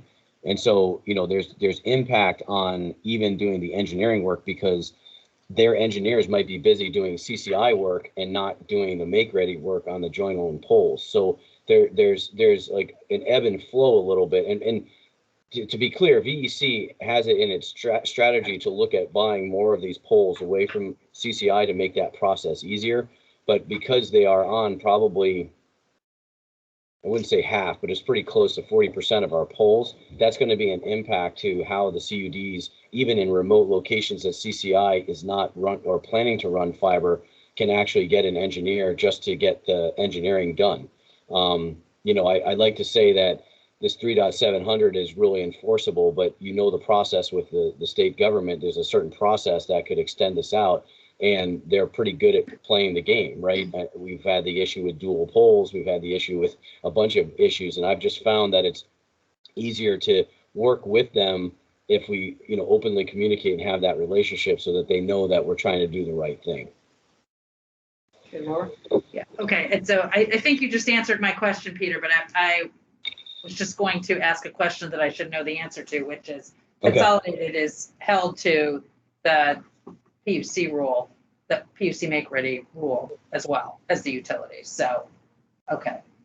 Well, I don't know how that works, and I don't think it's been tested yet. That's why I'm a little skeptical because it's an unregulated utility that operates in Vermont, and the PUC up until this point really hasn't had a lot of teeth in being able to force them to do things like clean up their dual poles and to do attachments today correctly, right? I mean, you can go down Route 108 and look at, well, VEC has gone through and done their work, and then we usually chop off the top of the pole, and it's been like that for 2 decades, you know, to the point of the speaker earlier, like they've had decades to, you know, get this done, and they haven't cleaned that up. So I'm not entirely sure how that's going to work or how it's going to play through the court system if it actually gets to that point. But to me, knowing how backlogged the court system is and how, where we're at today, I just see that dragging out.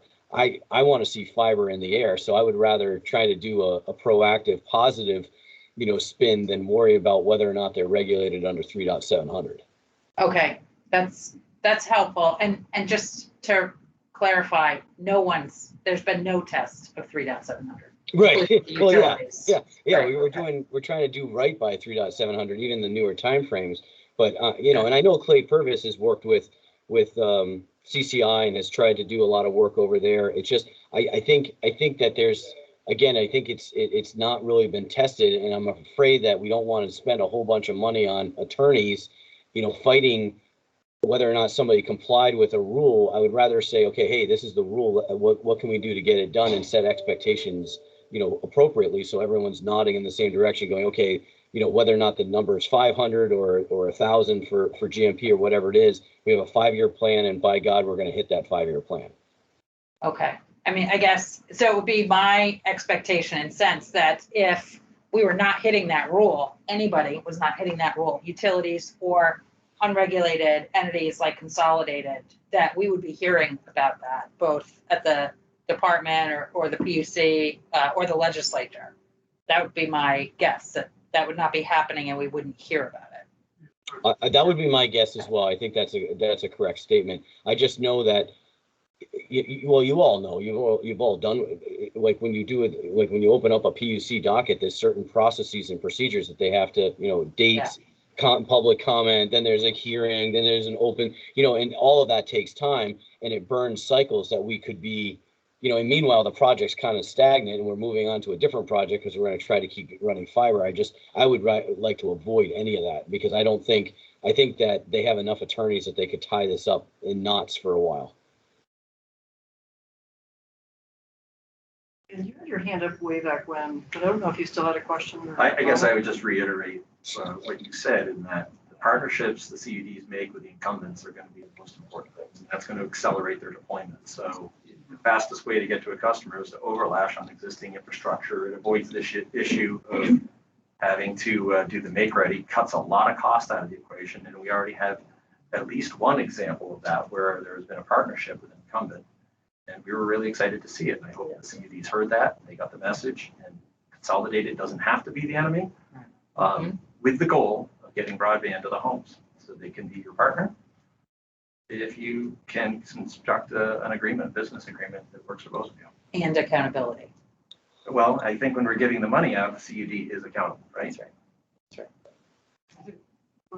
Kind of a wrap-up statement. Okay. So let me just start by saying, 2 weeks ago, Rob asked me to do a kind of a road analysis. So when I talk about numbers, the numbers are really a swag. If we look at the total number of road miles in the CUDs, it's about 11,500 road miles.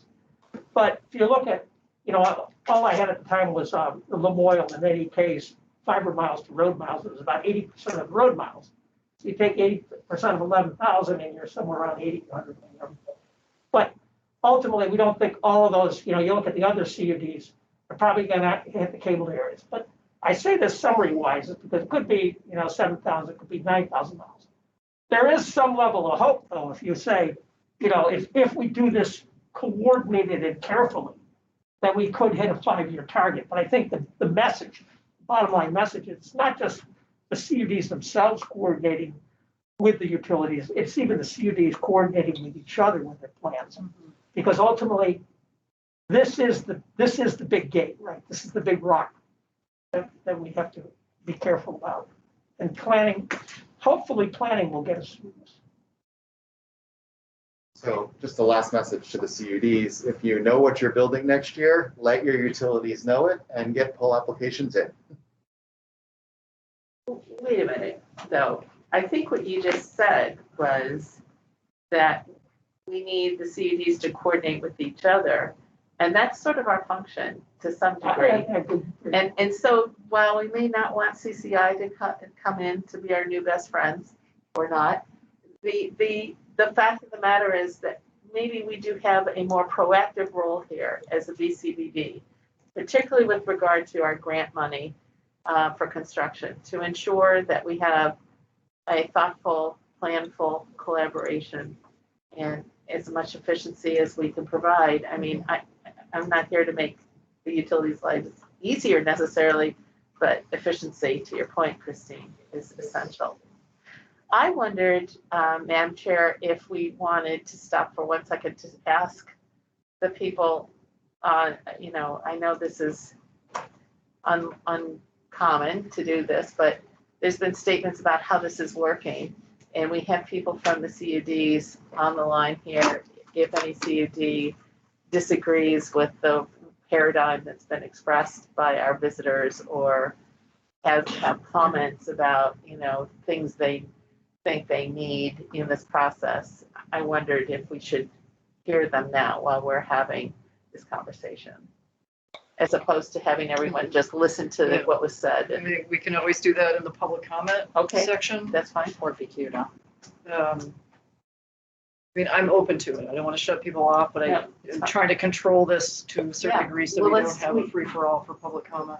Yeah, I think that's fine. Right at 2 o'clock, then, so if we segue, we're on agenda. Yeah, and we do have a public comment period in which we'll be. All right. So I invite any CUD who's listening to this conversation, if they want to share their perspective on it, to participate in public comment, and please speak up.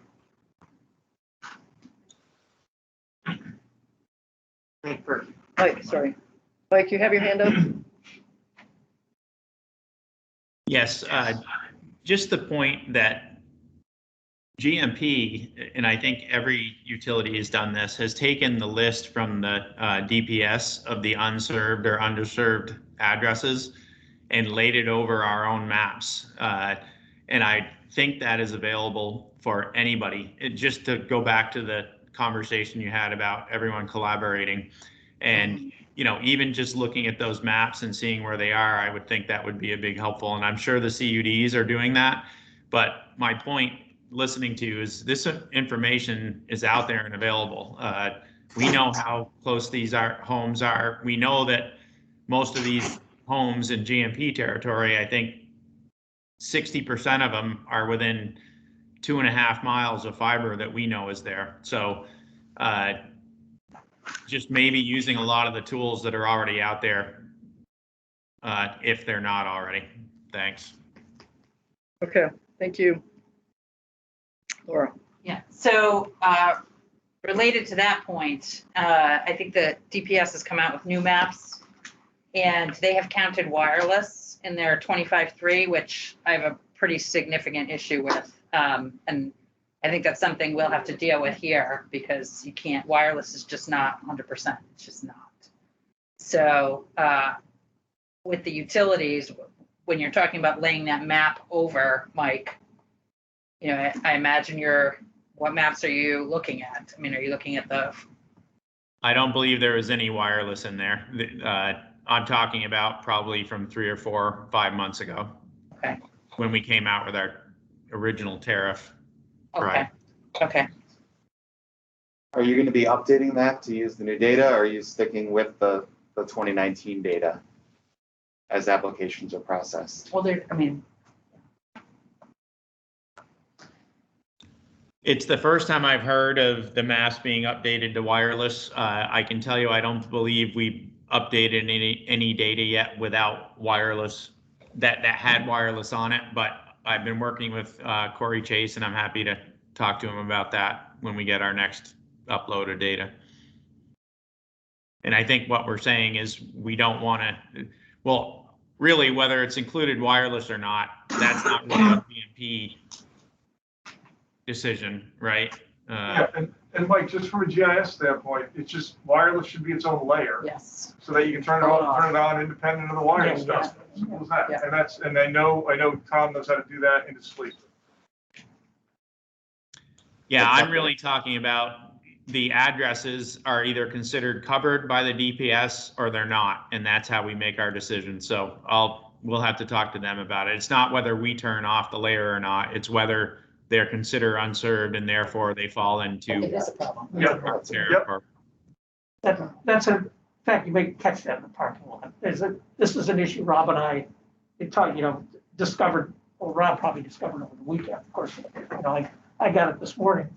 I said, this is an important issue. We need a separate wireless map because the DPS is counting it as served when even the USDA says we should be serving those. Yeah, USDA Reconnect does not exclude, even if it's 25.3 of wireless, USDA Reconnect will not be making those As addresses. long as we have the data to differentiate between those, then we can have the discussion about how to treat it, right? Yeah. Well, it's how they're counted. Yeah, So exactly. Yeah. That's how the But you'll have DPS the is data counted. to view it both ways, counted and not counted. Yeah, DPS was counting the wireless ones that were verified via the connectivity initiative as counted as served. Yes, Which but is- by technology, you can separate those out and view it as if they don't exist at all. They're not Yes. served at all. In statute, it matters. Yeah, okay. That's where it matters. So if you are statutorily unserved or served, it matters for the CUDs in terms of, and it also matters in terms of incidental overbuild. Yeah. It's an issue. So Yeah. having clarity on that. But it is problematic if the utilities start looking at it. Yeah. The way the Absolutely. DPS is looking at it. Absolutely. Does that affect the way GMP and DEC apply their credits? That's what Mike's talking That's, about. that's precisely where he's going. Yeah, and I'm not sure, I don't think our tariff, the old GMP tariff distinguishes that. So it would fall, I think, to statute. Maybe, I don't know. It's a good question we gotta wrestle with. And over the weekend, I did ask Corey, who does all the data, to add a layer showing the technology, and he said it would be super complicated, and didn't do that. But he also was rushing to get it out the door. So But we see, like, I checked the stuff you sent out. I can see fiber, I can see cable. I don't think I looked for wireless. yeah, it's in the, as far as in the spreadsheets of showing what's served and what's not served, at what speeds, it's not broken down in the published ones. It may be in the back end. I haven't. Okay. This all happened yesterday. So. Yeah. I'm pretty sure the data we're using does not include any wireless. It was 6,800 customers last I knew, and we haven't updated it recently enough where I believe any of the wireless is in there. So I don't think it's an issue now for us. All right, I'd like to draw a conclusion to this item on our agenda so we can get back to schedule. Are there any last burning questions or comments? No, All right, thank you so much. thank you very guys. much, everybody. It's very helpful. Thank you, everybody. Thank you. Right. Can we push along without a break? All right, so let's go over to budget. You want to kick us off, Christine? Sure. This is the same budget I correct you of last meeting. And so, but we didn't have time to cover it. We did it here. So I haven't made any changes to this budget. I think some of the key, I'll hit some of the key items. The key items, of course, are personnel. I have one question first. I had always had the pre-construction number 30 million, but that's just my recollection, so it's probably flawed. It was 30 million. This is 35. It's last year it was 35. 35. It's not, it's actually now 35 because of the request we made for pre-construction funds for pre-purchase material. So in Doug, Well, wait, no. We're still waiting for confirmation on the increase to 35. They also did approve additional funding if we were to go ahead and figure out internally a fiber purchase, but that's not what we're doing. But we are still waiting for the final confirmation that the pre-construction program itself, as defined, is going to go up to 35, as was recommended after the wild make-ready discussion when we were approving CV Fiber's grant. When you say they approve, who's they? that's the House Finance, Office of Finance and Management. At the state? That's the Yes. state, yeah. But they're acting on your recommendation, right? Yes, It's just a process.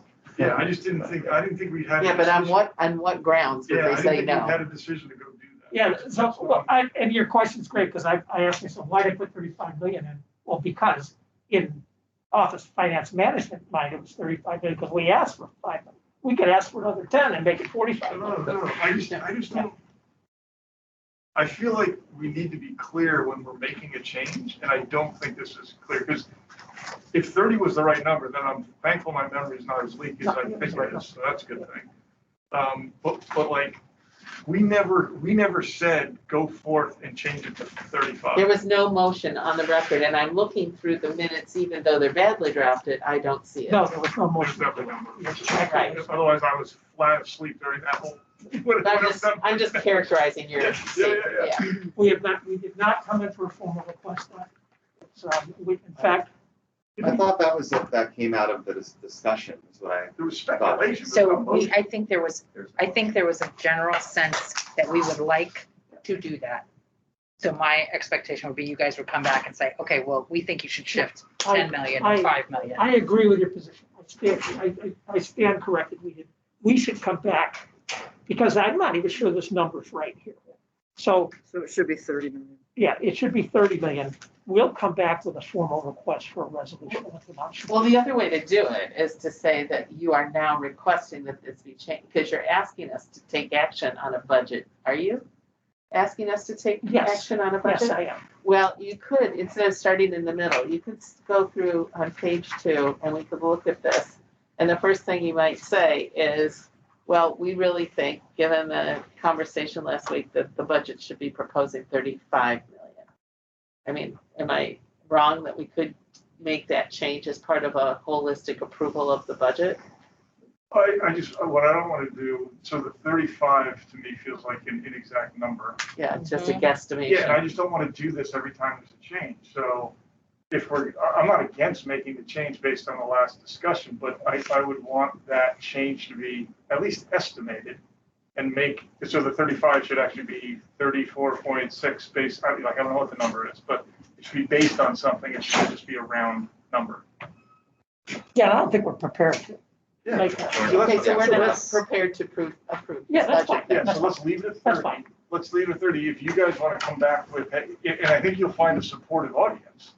We think it should be changed to this new number based on this discovery we've done of the additional costs around make ready. And I think what we heard today, if I can just provide guidance, is including the application fees and pre-construction makes good sense. Yeah, that's right. That's where I'm going. Including the actual make ready costs and pre-construction, I do not think makes good sense. One thing to put on that, Wait.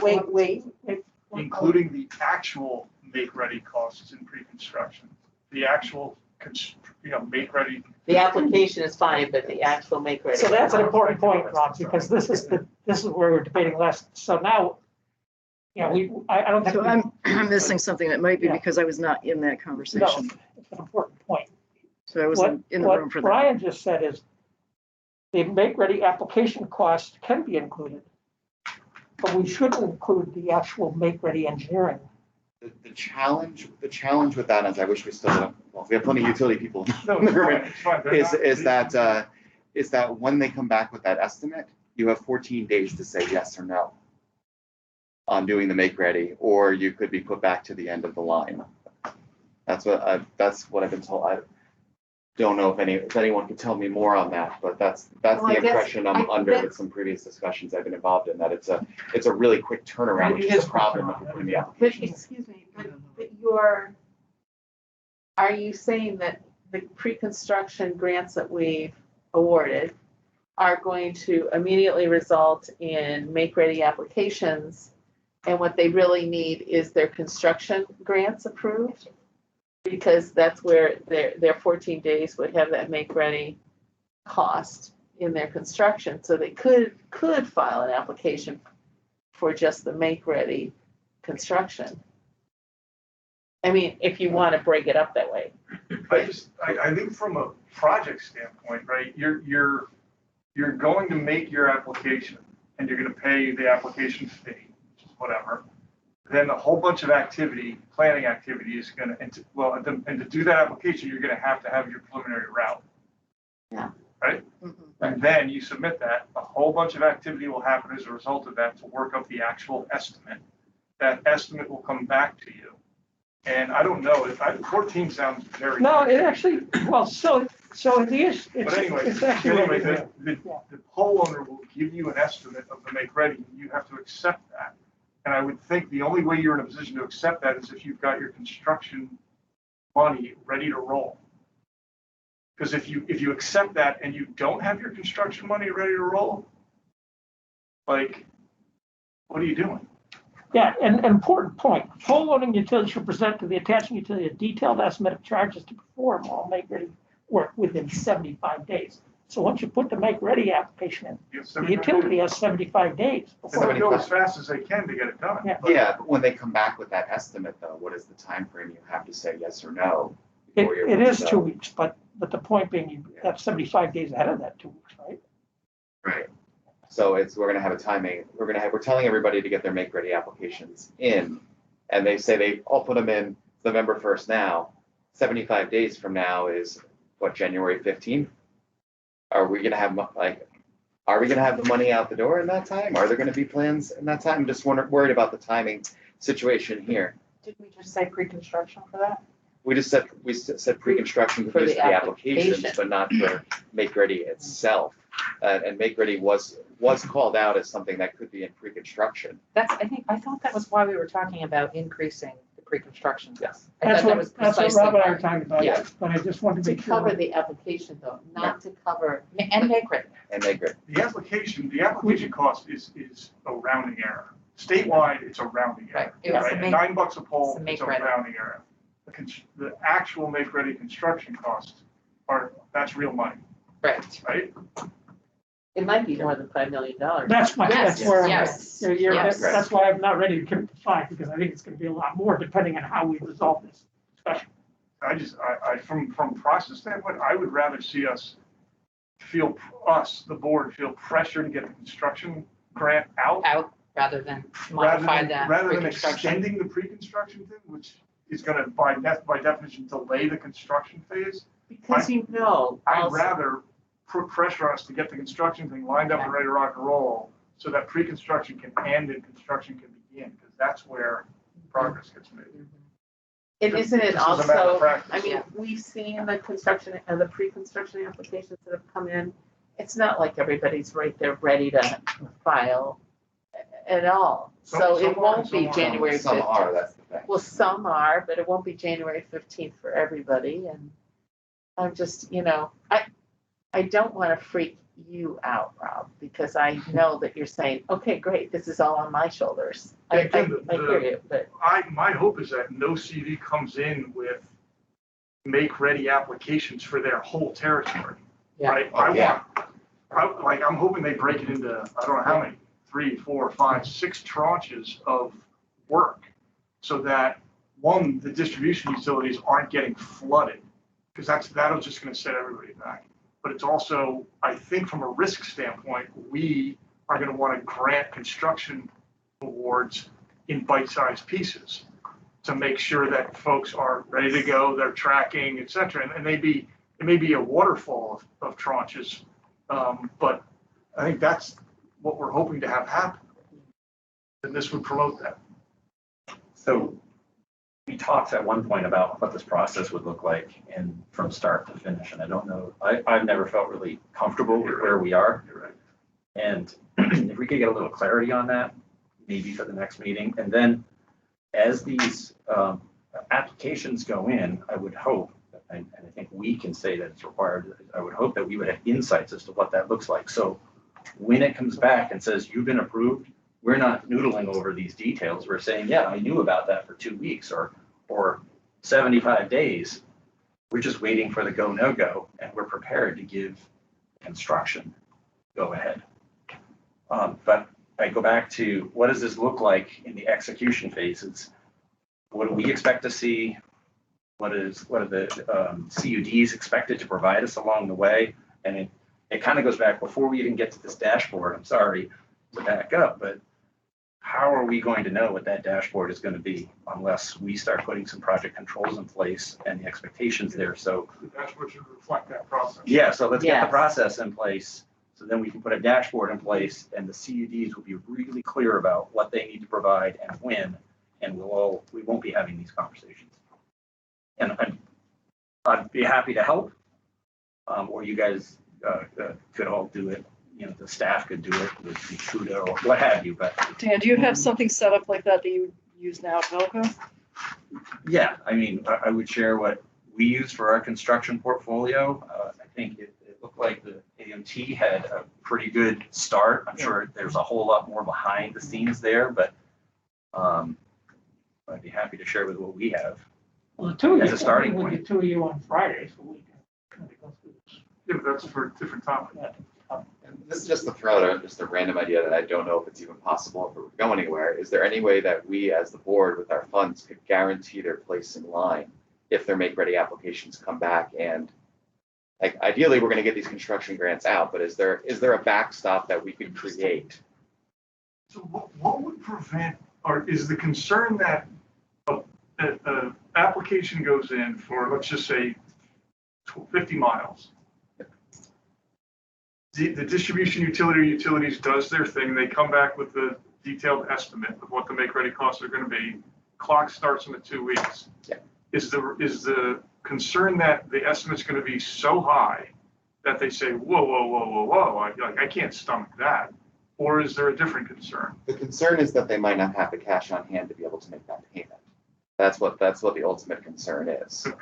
Because it takes a what, like I'm sure we'll talk about this a little later, but it's the state pays out the grants at 30-day intervals. So I mean, well, they pay it out when an invoice is submitted, it's going to be at least 30 days for it to be paid, unless we can manage to put a rush on it somehow, which does not necessarily work. Could we? We're not going to be paying it. We're going to give the CUD the money to pay it. But that's a whole other to get the money to the CUD. Yes. State cash flow. Yeah. So if this is really the fly in the ointment, and if this actually is an inflection point where we could help the electric utilities be planful in where their deployments or make ready is approved, I'm wondering if we could work out a system with them by which we issue a note, essentially a promise to the utility of the payment. But we could potentially do something with, I guess it's like a grant anticipation note or something. 3.700 at risk and have Comcast come in and say, you're playing games and you're not treating me that way. Right. You know what I mean? That's the only risk. So but it's our payment process that is holding things up. So the fact that we don't own the check writer.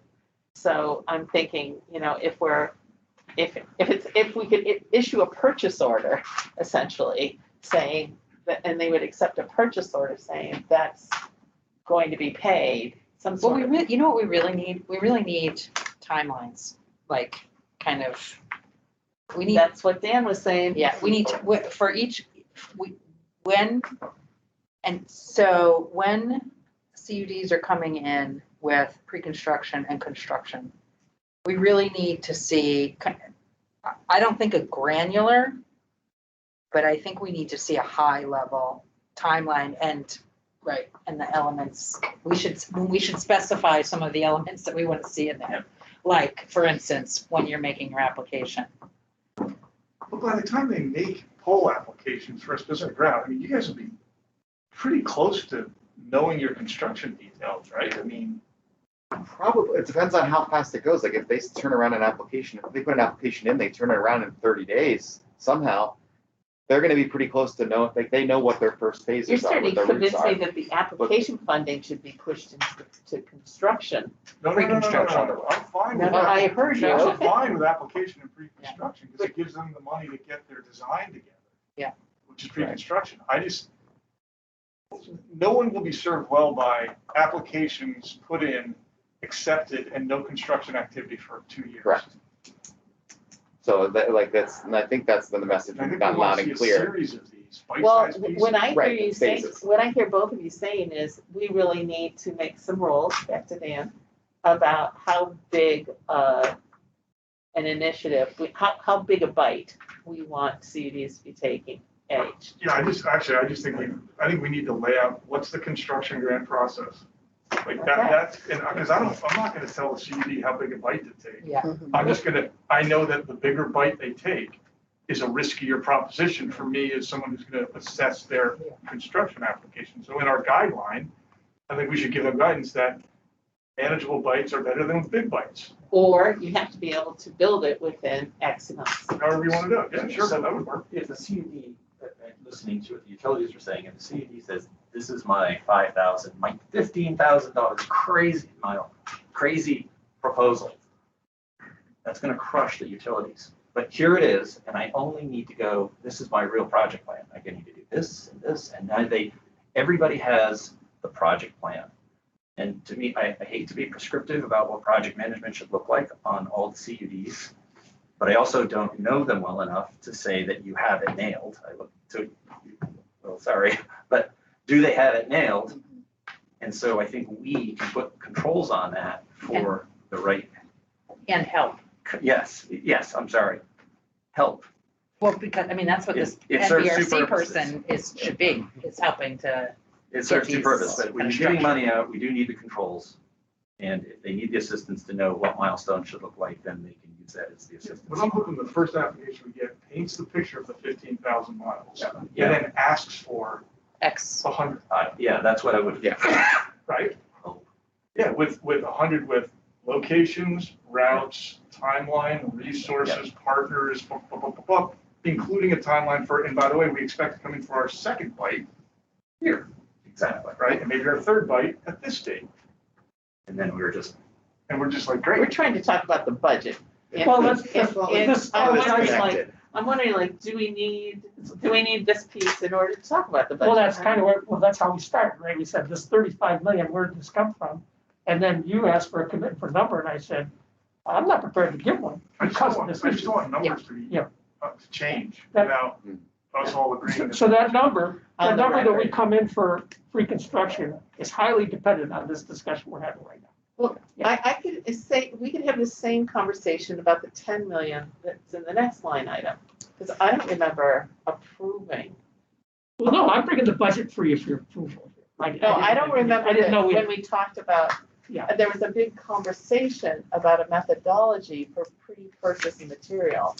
Yeah, And I this don't is, remember us saying that we were we going did- to spend 10 million on pre-purchase of materials. In fact, if I remember anything, it was that it wasn't going to belong here at the VCBB. okay, so this is the crux of how does this board want to treat a budget? And I think you're having the right, I like the discussion. However, question is, do I come in and ask for a resolution for each one of these things? Or do I bring in the budget? That's the Right. question.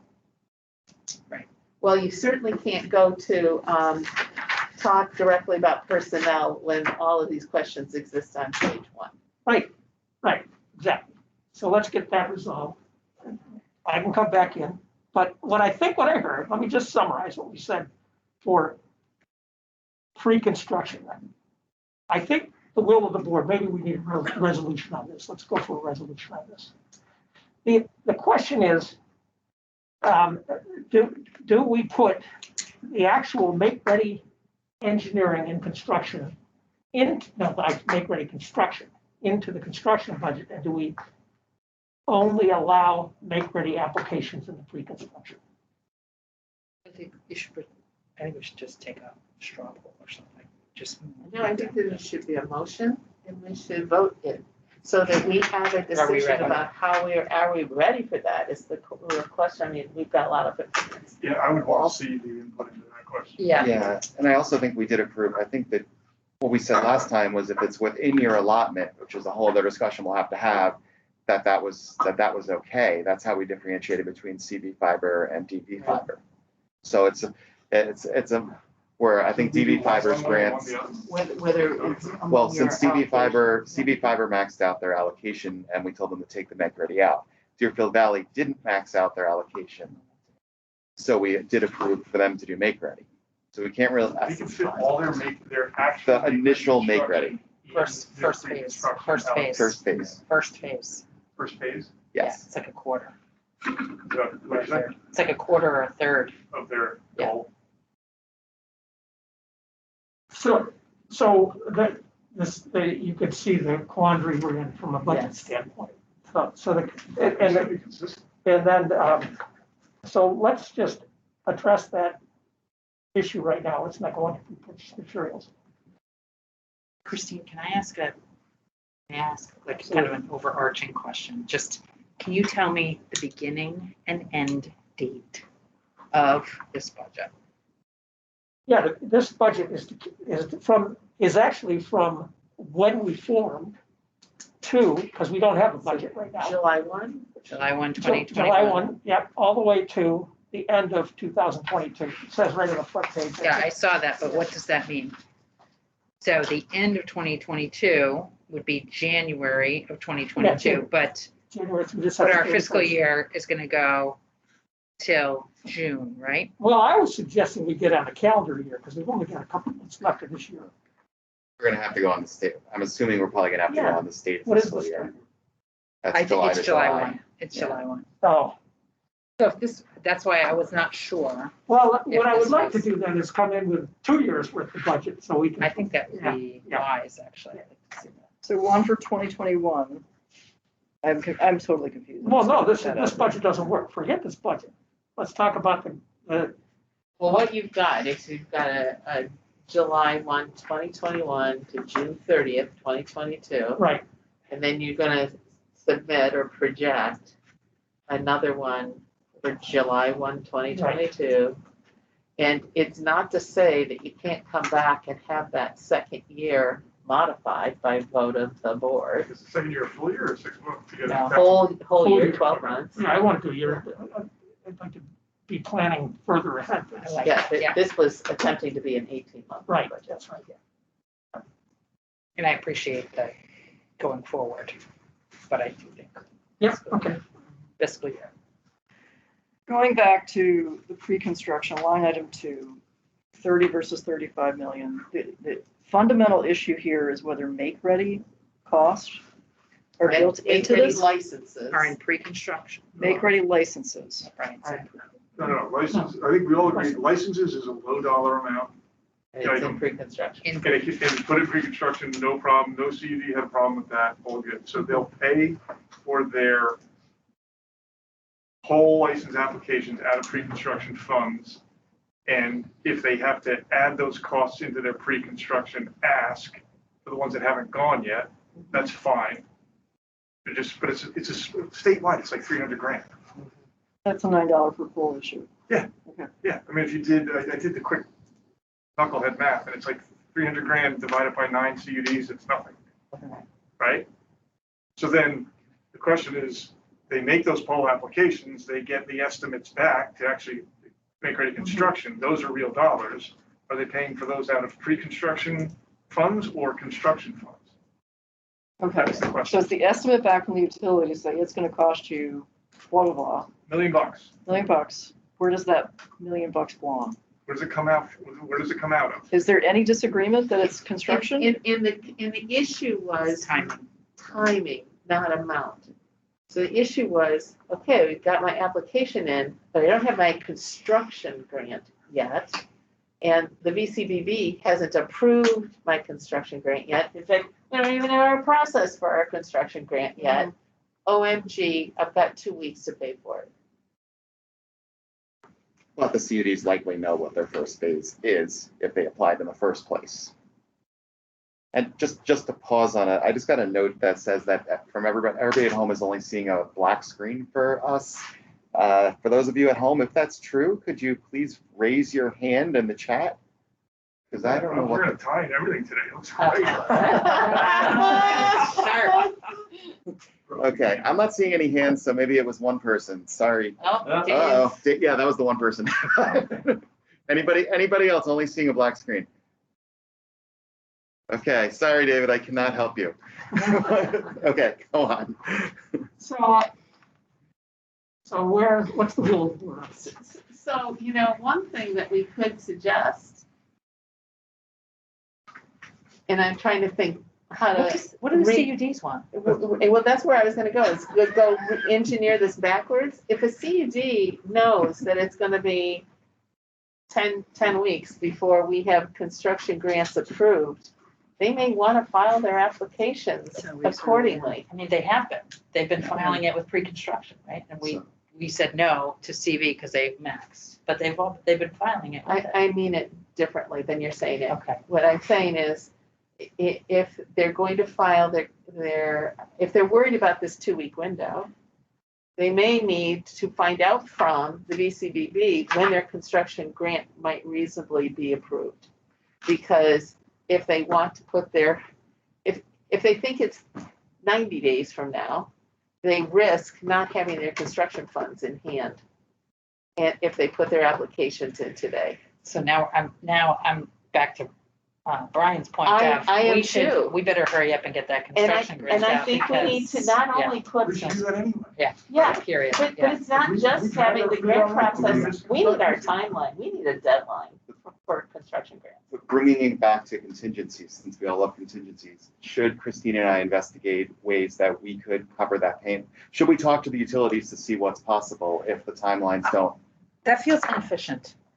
That feels like an inefficient use of your time. I think this is a simple issue. I think we ask the CUDs if they want it in pre-construction or in construction, and we make, that's what we do, and then we work to I get have to the say, construction grant We out. tell them, we think if we want it in construction, tell us any reason why you think that's a bad idea. Fine. Let them I talk agree. us out of And it. like, Yeah. and let's move. Because this is about money management. So we need to feel that we're doing our job. Right. So, those contingencies about the, I thought that we got a good answer here from Brian that, we're messing with 700, the rule. And that's both a Is that what long, you're talking about? I'm not sure. I'm not sure if I understand how that messes with 3.7. If we say that we're, Comcast comes in and says, you're doing that for the CUDs, you're not doing that for me. well, can we do that for a public entity though? That are, like their municipalities, separate from the state? I don't know, I don't know, that's where I saw it as different. that's where I was going too, but, Yeah. I also don't want to pick a fight at the PUC. so. Right, I don't know enough. It was just an idea of figuring out another way to use grant anticipation notes, to some way to make it happen, to guarantee that, so we don't have individual CUDs trying to find various credit unions, for instance, that'll give them a line of credit or a letter of credit to cover these costs that can't really be backed up. Isn't it kind of shocking to think that the utility companies can issue their approval and within 14 days, whoever's doing make ready, the applicant is coughing up that check that fast? I mean, Well, there's a reason for that, being the person who was That's involved when with. people just don't put in speculative Yeah, applications. it's about speculation. It's a- This is They way can back. hold it. It's a Right. presentation. I will note that any make-ready applications for GMP or PAC that include the 401 and under territories will get the forecasted discount off of make-ready when they pay the estimate, or when they fund the estimate, so that if they're prioritizing those sites, it'll bring their make-ready down by whatever amount. that you still have to have the cash. You still have to have the cash. And gotta get to those spots too. End of the roads. Okay, so, I like Brian's, sorry, oh, yeah, go ahead. I like Brian's idea of, Let's assume construction and ask the CUDs why that's, and if, that will harm them. and if they come back and say it's gonna harm us, And they then convince us, then Yeah. we'll see. yes, yeah, and then we set a timeline. We have to think backwards about this grant right now and the 75 days and paying for it and the construction, like we actually need to diagram that. Has anybody diagrammed that? Well, we did put a timeline together, but I think we haven't timelined it with the make ready. I think what we should do, let me just summarize. So we're coming with a budget that assumes that the make ready actual work is done in the construction side. For pre-construction, we're going to include make ready application costs. Now, coupled with that comes the timeline, right? You've said you want a timeline. Well, we gave you a timeline, but we didn't detail the make ready timeline as a subset of that in previous meetings. So, Yeah, so I mean, so let's just say that we can start construction May 1st. I have no idea if that's, and by we, I mean the CUDs. Like if that's the goal is, May 1st, Right. what has to happen? the make ready side. Well, not only with the make ready, but with the construction grant. Like we're, Go all the way back We're- to tomorrow. Yeah, what do we need to do tomorrow? We had set a goal of They're putting in their December of getting. Hold the on, Rob. RFP. They're putting in their construction request to us in small bites. Right. That's a whole kit and Right. caboodle. We hope. Right. right, We're sending understood. that message that we're expecting. Yeah, but we still need let's say that any CUD wants to be building by May 1st. I think that Laura's right, or whoever's idea this is right, that backing that up to When does the construction grant have to go out when does the construction grant or have come to in? go out? When does it have to come in? When do they Yes. send it out? How long do you- Materials? how long Yes. do you Well, and respond? what is our process? I mean, we've got back office work that we haven't done that predetermined, that is relative to what we even want them to say in And their this goes applications. I'm asking this as a question, does this go to Dan's point about, Yes, Put a parking lot item on there for project reporting for requisites, milestones, timelines, and notifications. Did I miss anything? It's sort of like, when you build a project, what are all your elements? And We're gonna expect, we don't have to solve it, I hope. no, we're gonna expect that with the construction grant, right?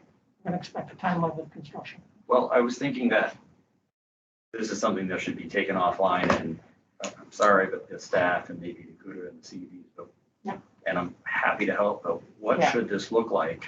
What should this framework be? So that we don't continue to have this conversation. Right. Instead, we have a template for what each of these looks like. And then I believe anyhow, through that, we would have insights as to say, oh, wait, we've got a problem here, because right now we just keep talking. There's now we're conjecture going in the room. around and around and around. Maybe it doesn't belong in the parking lot, but it seems like we've talked about it. I'm just doing a dotted line because it is related to the dashboard thing. Yeah, and then once you have that, then your dashboard would be a product of what that is. Just to put it out there, like, we're gonna likely have 3 more pre-construction grants at the next board meeting. Do we need to have a meeting in between to keep things moving? We're already into November. And based on the initial timeline, Christine and I developed that we needed to have the RFP out in December. I would agree. So I don't know if we can try to figure out another sooner meeting, not just 2 weeks from today. We don't look at applications. We say that right now, but we look at the construction grant program again. So we started going through it, and then life happened, as they say. so use this meeting as developing this construction grant. RFP timeline. Finalizing. Finalizing, not just developing, but Yeah. finalizing what we're doing, answering the questions. And in terms of my timing over the next week, ideally, I'm actually gonna maybe have a tiny bit of time open. But we need to do the project Don't say that reporting out scope first. And then that gets built into the RFP for the construction grant. Yeah, I think between Rob and I and the CUDs, we have enough knowledge to build. project I- forward. I'd You are love to gonna have, include I would Dan. love to Oh, have I'll do Dan that, on sure. this, if you have time. I'll- I mean, if the 3 of you could work something out, because I'm thinking of my calendar, next 2 weeks, there's no way it's gonna happen that I can come to a meeting. I'm booked for 2 weeks. So should we be preemptive though and pick, so our next meeting is November 18th? Should we be 15. 15th? Yep. Should we anticipate a need for an additional meeting in the worst month of the year, December? Yes. I mean, rather than wait and find out, oh, we need one and we're all booked. We could try to do even November 22nd, so the week after the next board meeting. We're already on for the 29th November, so it's kind of, so the 22nd of November. November 22nd. Can I bring stuffing materials to Chuck? I have a, You're not gonna be there? I'll be in Florida. Yeah, man. Okay, Can you zoom you're a key player in this conversation. Could you zoom in? Zoom in from the beach, right? I will do that from the beach, and you're gonna have to listen to the surf. I'll even have a drink for you. That might help us all get through this. great for us. Like, hell for you. Just to let Dan a little off, but Rob and I will have met with Dan beforehand and put this together, so it should be perfunctory that you're attending the meeting. Is that possible, Dan? I don't want to kill your vacation, but. I think so. What's The the offer? You 22nd? just have to take him up on it. He's silly enough to offer. Tentatively, I won't be here for the whole thing, I promise you that. And if you're a little bit inebriated, we'll hold it against you. Okay. Okay, what time? Do we want to do it the normal time? The room is available, or do we want to This is mix the it. 29th, This is the 22nd. 22nd. We're already on for the 29th. Is it 12 to 7:4? Or? Usually it's 12 to 3:45. Okay, that was the first line of the budget. All right, it's almost 3. That discussion, we're gonna book this extra time, which I'm fine with. We like to be disciplined about sticking to the topic we're scheduling and Yes. not Don't allowing add to it it. drift. Okay. Have we though not also, I'm shifting slightly to. Are you drifting? I'm not drifting. I'm trying to get something nailed down to get it off. Yeah. Should we make a motion that the application costs are in, make-ready application costs are in pre-construction, and that the make-ready construction costs are in the construction grant? Have a motion, get that on the books, and if we hear feedback from the CUDs that cause us to revisit it, we can. What You about wanna what make we've done that- so far, then? Make that motion. So moved. Second. Okay. All right, we have a second on the table. Laura wins the second. Any more discussion? Just to point out again that we did approve it for Deerfield Valley. Of them doing it. including Going the forward. ones. Going Prospective. I like that. forward. Are you amending your motion going forward? Because we're not going back. We're not We gonna- always go forward. I Okay. mean, I don't think you need to amend the motion. All those in favor say aye. Aye. Any opposed? Done. Motion carries. Boy, I hope that shows up in the minutes. And if there's any comments from you guys to help us guide us in a different way, we're happy to hear that, and we can always change course. Yes. And I think we would be hearing that on the buyer before the next meeting, which is the 22nd. I think we'll hear it pretty quick. Yes. I think we'll hear it in the next 10 minutes. Yeah. That's All right, it is almost 3. So we're going to table the rest of the budget Table the rest of the budget, discussion. I'll come in with We're gonna The come next back. meeting is, You're going to come back with two. two budgets. Two budgets. Yeah. All right. Can we go to executive director update? As part of this, you may call for an executive session. Yes. Unless we want to move things around and have that towards the end.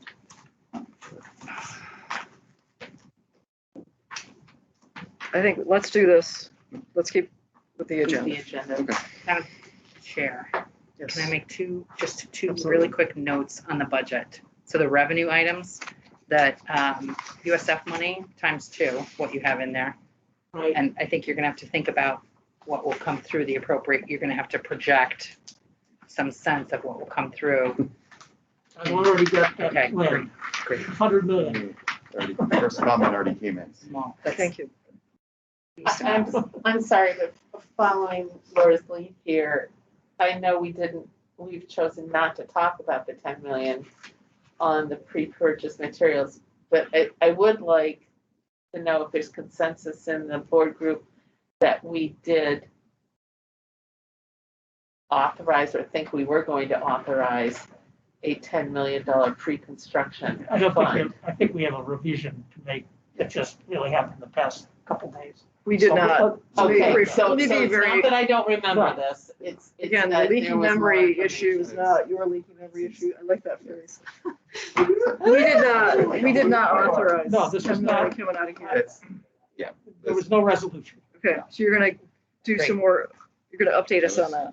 Right. Can we do this in public session? The pre-purchasing material? Well, wait, is that on the agenda? It's an executive director update. Okay. It says it's still contractual. please All right, purchase so the we will fiber. need to go to an executive session to discuss. So moved. pre-purchasing. Second. Okay, All those in favor? Aye. Aye. okay, hold on, let me pause this. Opposed? Let me- Motion carries. Okay, let's let everybody know. We are going into an we are going into an executive session. We will log back in probably within 20 minutes or so.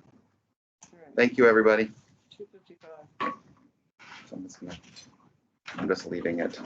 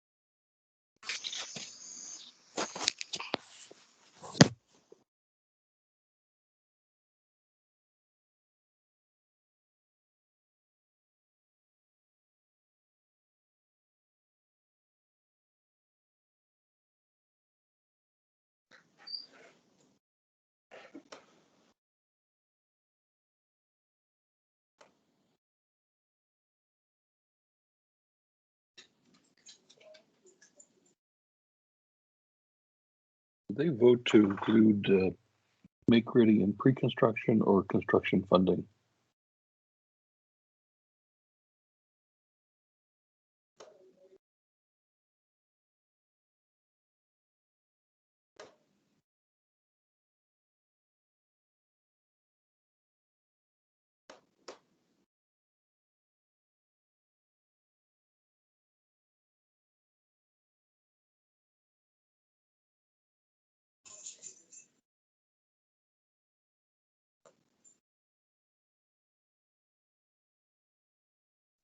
Michael, can you hear me?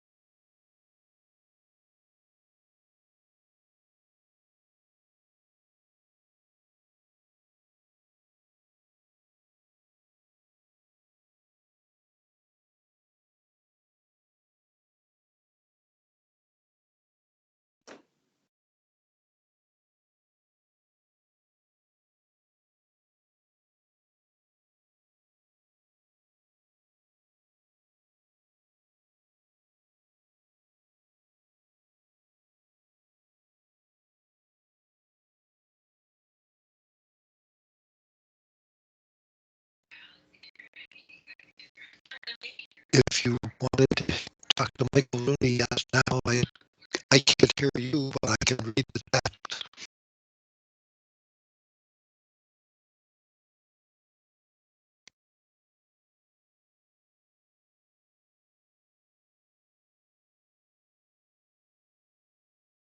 I did hear a noise in the background, though.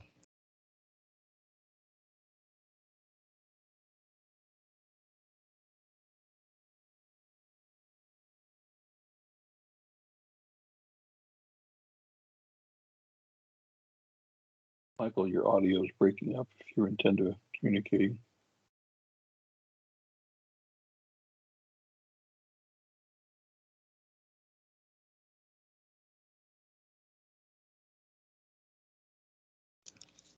I was just trying to respond to your question.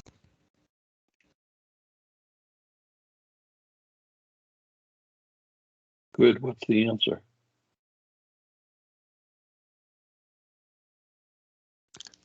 I can hear you now, yes.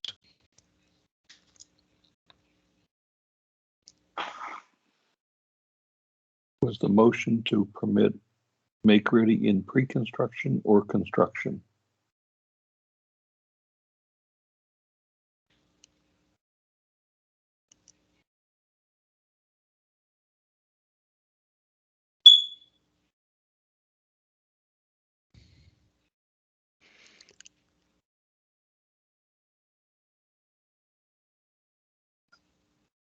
I think you are talking to the wrong Michael.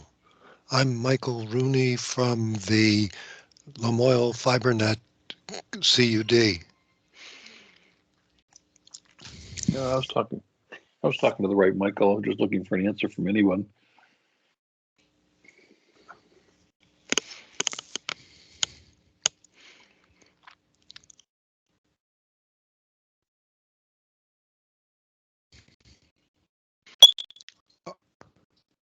Our issue is keeping it affordable and doing pre-construction at this point.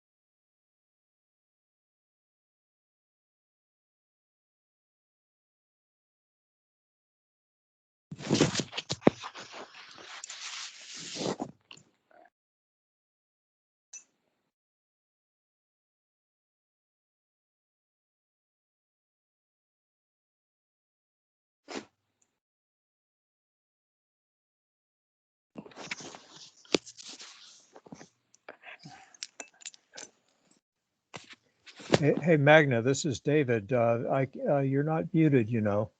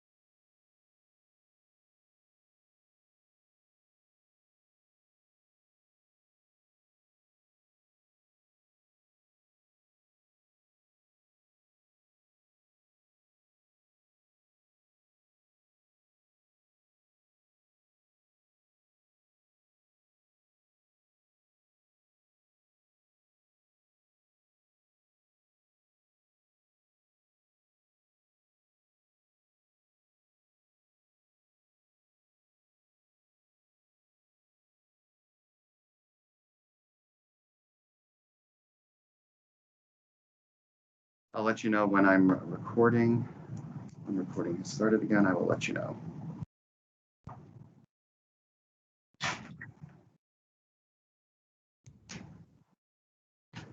Okay, we are live again, and I will once again begin recording. Okay, go ahead. Okay, we came out of executive session at 3:32.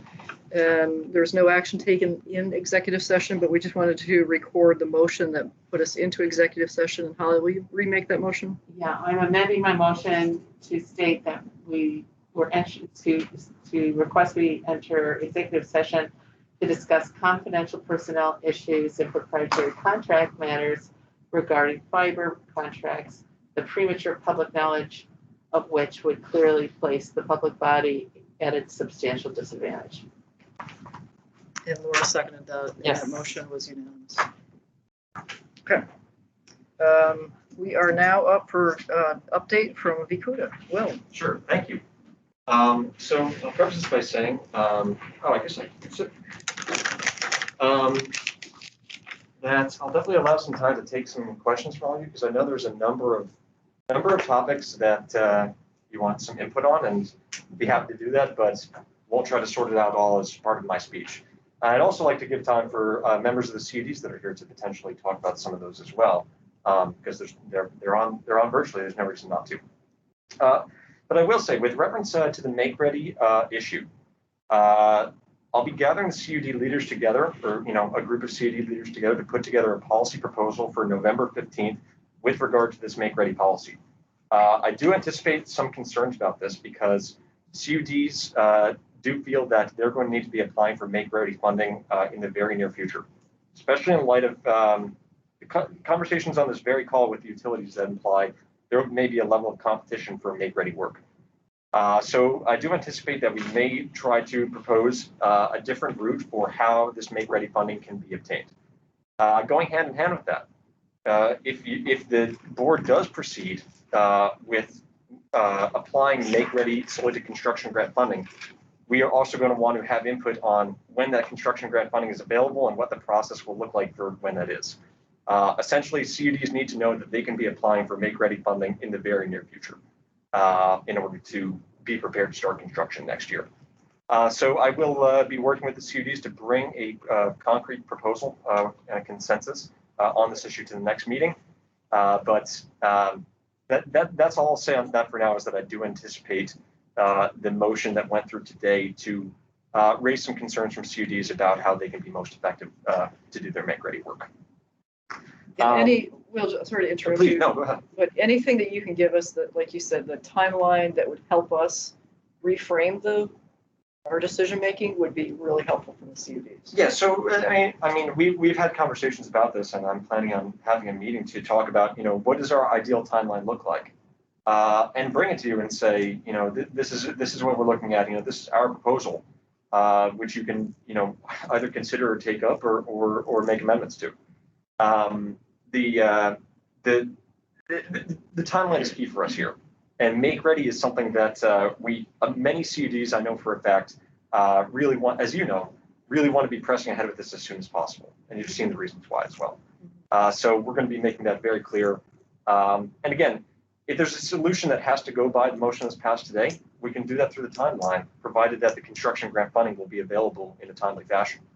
So we can make a proposal on that and bring it for November 15th, assuming that meeting will have a discussion of this sort of policy. Is that understanding correct? Can you make sure that's on the agenda? So I guess another issue I wanted to discuss is essentially a question. In our last association meeting, we're starting to figure out how to fund the association going into next year. And I would just appreciate the board's guidance, because there's some dispute over this, whether the association, i.e. myself, should write a pre-construction grant to fund ourselves for the coming year, or the alternative is that CUDs will have to write a line in their construction grants for dues. We're probably going to implement a due structure either way, but I would just like the input on the board as to whether it would make it simpler for us to simply file a construction grant on our pre-construction grant on our own. No, I think that would be a conflict of interest. If we funded Vikuda it would be, we put ourselves in a conflict of interest with the VCBB right off. I think it needs to be a Yeah, member. it just I think doesn't it's call for for it the in members. legislation. Even though pre-construction grants for partnerships of CUDs are eligible? I think it'd be, I mean, I think we could do it. I think it's gonna take us time to think about how to do it. I think it's just Why not just easier. I think it's make it- just easier to build it into the CUDs, really and truly. To request that CUDs write a line in their construction Yeah. grants for dues? And we can have an amendment of the ones that have been approved. Okay, well, I'll take it up with the CUDs and proceed with that. Is there any reason the ones that haven't applied yet can't put it in pre-construction? That's what we're saying, they can all put it in pre-construction. Oh, I thought somebody said construction. Well, only one CUD has requested dues funding in their pre-construction grants already. Are you suggesting that, I suppose an amendment? We can do an amendment, yeah, that's what we're saying. Okay, It's well, cleaner to do it that way. Some of the applications approved are already at their max. Okay. Laura, so, and in no way, at least for me, and I suspect for the rest of the board, do I think that we don't want to see the capacity at VCUDA? I mean, just the opposite. We want to see anything that you can do to help all of the CUDs kind of speak with one voice to us, helps us immensely help you. So we think that, I personally think that's a very valuable investment, and I would support the CUDs putting in to make sure that they maintain the Right. capacity at VCUDA. yeah, so just for an update, I mean, there's no strong opposition to paying dues. I mean, basically just wanted to see whether you all thought that us seeking a grant would be better. And we do want to implement a due structure either way, because once the CUDs are self-sustaining, we'd like the association to be as well, and just carry on the due structure that we've already implemented. So I'll keep you posted on that, and we'll proceed with that guidance, which has been quite clear. So with that, I suppose I would, because there's a number of issues here, many of which, this individual CUDs will have their own perspectives on. With regard to the policy for make-ready construction grant timeline, I would like to come back on November 15th with a more concrete proposal. But I'd be happy to take some questions and also to give some time for other CUD leaders to speak. Laura, please. So looking for guidance from you all. So I would welcome getting that guidance from VCUDA if it is available sooner than November 15th, so that then we're prepared to just kind of tie a knot and done at the meeting. Yeah, and I think you've already assigned Bob and I to work with you to come up with this timeline. If you can, if it's Yeah, possible to do I that. think it's possible. I mean, I was hoping to kind of have this at least in motion by the end of the week, and definitely have, the document that we can make ahead of November 15th. So we are trying to keep up and stay in front of all of you all and, the volunteers and everyone. So to the extent that you can get us anything so that we can also be more focused in our meetings and more clear on what we're doing. And I want Rob and I to work with you on this too, so, because we want to be able to come in and support the timeline, when it gets to some of the details, we'll make sure. Dan has talked about a number of things that he thinks should be in the timeline, so Rob and I will work with you on that. All right, so I'll try to get as many KCUD leaders that have a voice on this to meet as soon as possible. We'll construct a preliminary document, and then I'll try to set up a meeting with Rob and Christine to go over that, and then finalize that and have it all to you as soon as possible.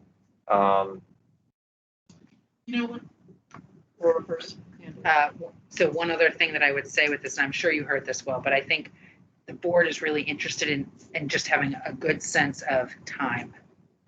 So in addition to the, just helping us understand time. Yeah, I mean, we can work on that. It is difficult because each CUD is operating on their own schedule. So I'm anticipating, some tough conversations about how we want to see this timeline go. But we'll do our best to incorporate them all and voice that to you. If you're feeling a sense of urgency, there's a reason for that. And so you should be able to, at least at a high level, I trust that if you're feeling a sense of urgency as CUD, that there's a reason, and they should be able to high level for us. Just, we're trying to get in May 1st, and if we don't, Yeah, I anticipate that we'll be able to do that because we've been kind of looking for this for some time, and I think it's about time that we have a very clear proposal on what we think the ideal situation would be. In a practical way as well, we can work with Rob and Christine to make sure we're not proposing anything that would be unfeasible due to any state guidelines or problems with the process of the board. Holly? So I'm just gonna second your encouragement by saying, and it's also very clear to us, and I'm hoping this is helpful to you, Will, that to the extent that Vicuda is representative of a consensus of the CUDs, it is useful. To the extent that it is not representing a consensus of the CUDs or they're outliers doing their own thing, it becomes a lot less useful. So we do need that mashing up of people's ideas and compromise to happen To the extent possible. to the extent possible. Right, and I'll do my best to do that for you essentially, and try to be able to bring that to you. I'm sure you will. Again, with 9 CUDs, which are all very different in terms of geography and development, that can be an issue. But I'll also try to make clear with individual CUDs, where different opinions come from, and I think that we'll be able to have a pretty concise document on this issue. Let me help you again then. 9 CUDs can have differences of concrete needs and objectives based on fact. What they can't have is just ideas about random who should be first and why. So I'm urging you to try to keep everybody fact-based in that conversation. I know you will. I'm just saying it publicly. No, I appreciate that. That's been my approach with this position, and I'll try to continue it. Just trying to balance all the interests that we have and the priorities of this board, and I'll try to continue to do that. Excellent. Other comments, questions? Thank you, Will. All right. Thanks, Will. I guess that's Yeah, you can stay there. public comment now, or? Okay. We are right on time now for public comment. You want to lead us through this? Sure. Sir So Rob? first up seems to be Irv. Irv, you can unmute yourself and I will profile you in a second.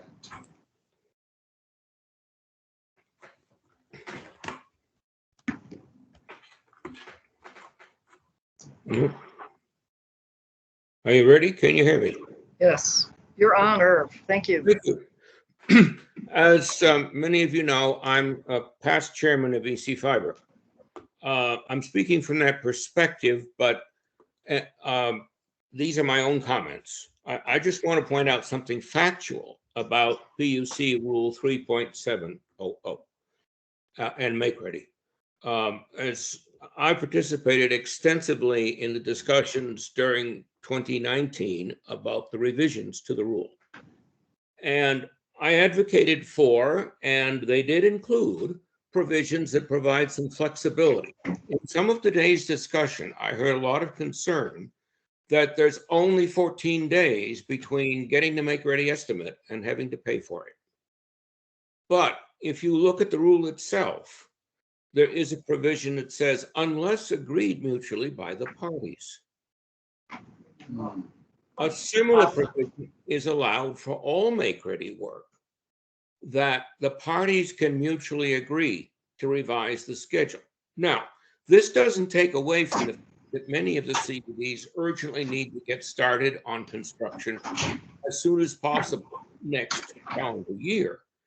But to think that it is not true that there's an absolute hard deadline that having gotten an estimate, you've got to be able to pay that estimate in 14 days. And I think what we've seen today in the comments of all the people speaking for the utility commission, the utility companies, and what we've seen over the past year and a half or two is a great deal of cooperative spirit on everybody's part to work together to get the job done. I don't think anybody's inclined to be litigious. And I think people are trying to work together. And what if an estimate came back not in 75 or in 60 days, but in 30? Would you have to pay for it right away? Well, no, not necessarily. Only a really bureaucratic pole owner would insist on that. I don't think we saw any bureaucratic pole owners today. Those are the comments I wanted to make today. Thank you, Thanks, Irv. Irv. That's fantastic. Good point. We all have to brush up on our 3.700. The rational minds will prevail. Exactly. Okay. Krista is up next. I should get home so fast. You're speeding, Krista. I might have been speeding a little bit. Oh, we're being recorded. I didn't say that. Thanks for, I appreciate what Irv said, and it's one of the notes that I took was, we have to see what kind of arrangements we can make with each of our utilities. I think that the concern that we have, and we have a lot of concern around this, and I'll get to that in a second, but I think that the concern is that we may be able to make an arrangement that we're not ready to pay for it, but that doesn't mean that we're not ready to have the make ready done. And I'm not sure that given the choice between somebody that's paying you when you're, there's a process, right? And like GMP just moved like literally 2 weeks ago or 3 weeks ago to the engines process. And there's a process. You put in your applications and it all gets processed in a certain way. Part of that process is they do an evaluation, they send you an invoice, and that's the next step in that process for them to start any work is payment for that work. So we will ask if we can modify that. But I'm concerned, especially with a company like GMP that has processes for a reason, because they have the entire state and there's a lot of this that they have to do, that the process is important and should be respected. I think that make ready takes longer than we all think. It's great if we don't have any make ready, then it's quick, right? But if we do, GMP's got to go. They've got their time frame to do that. Then a potential other attacher has to go, and then consolidated has to go, and all of those time frames add up. So when we're looking at a construction season that wants to start in April, that means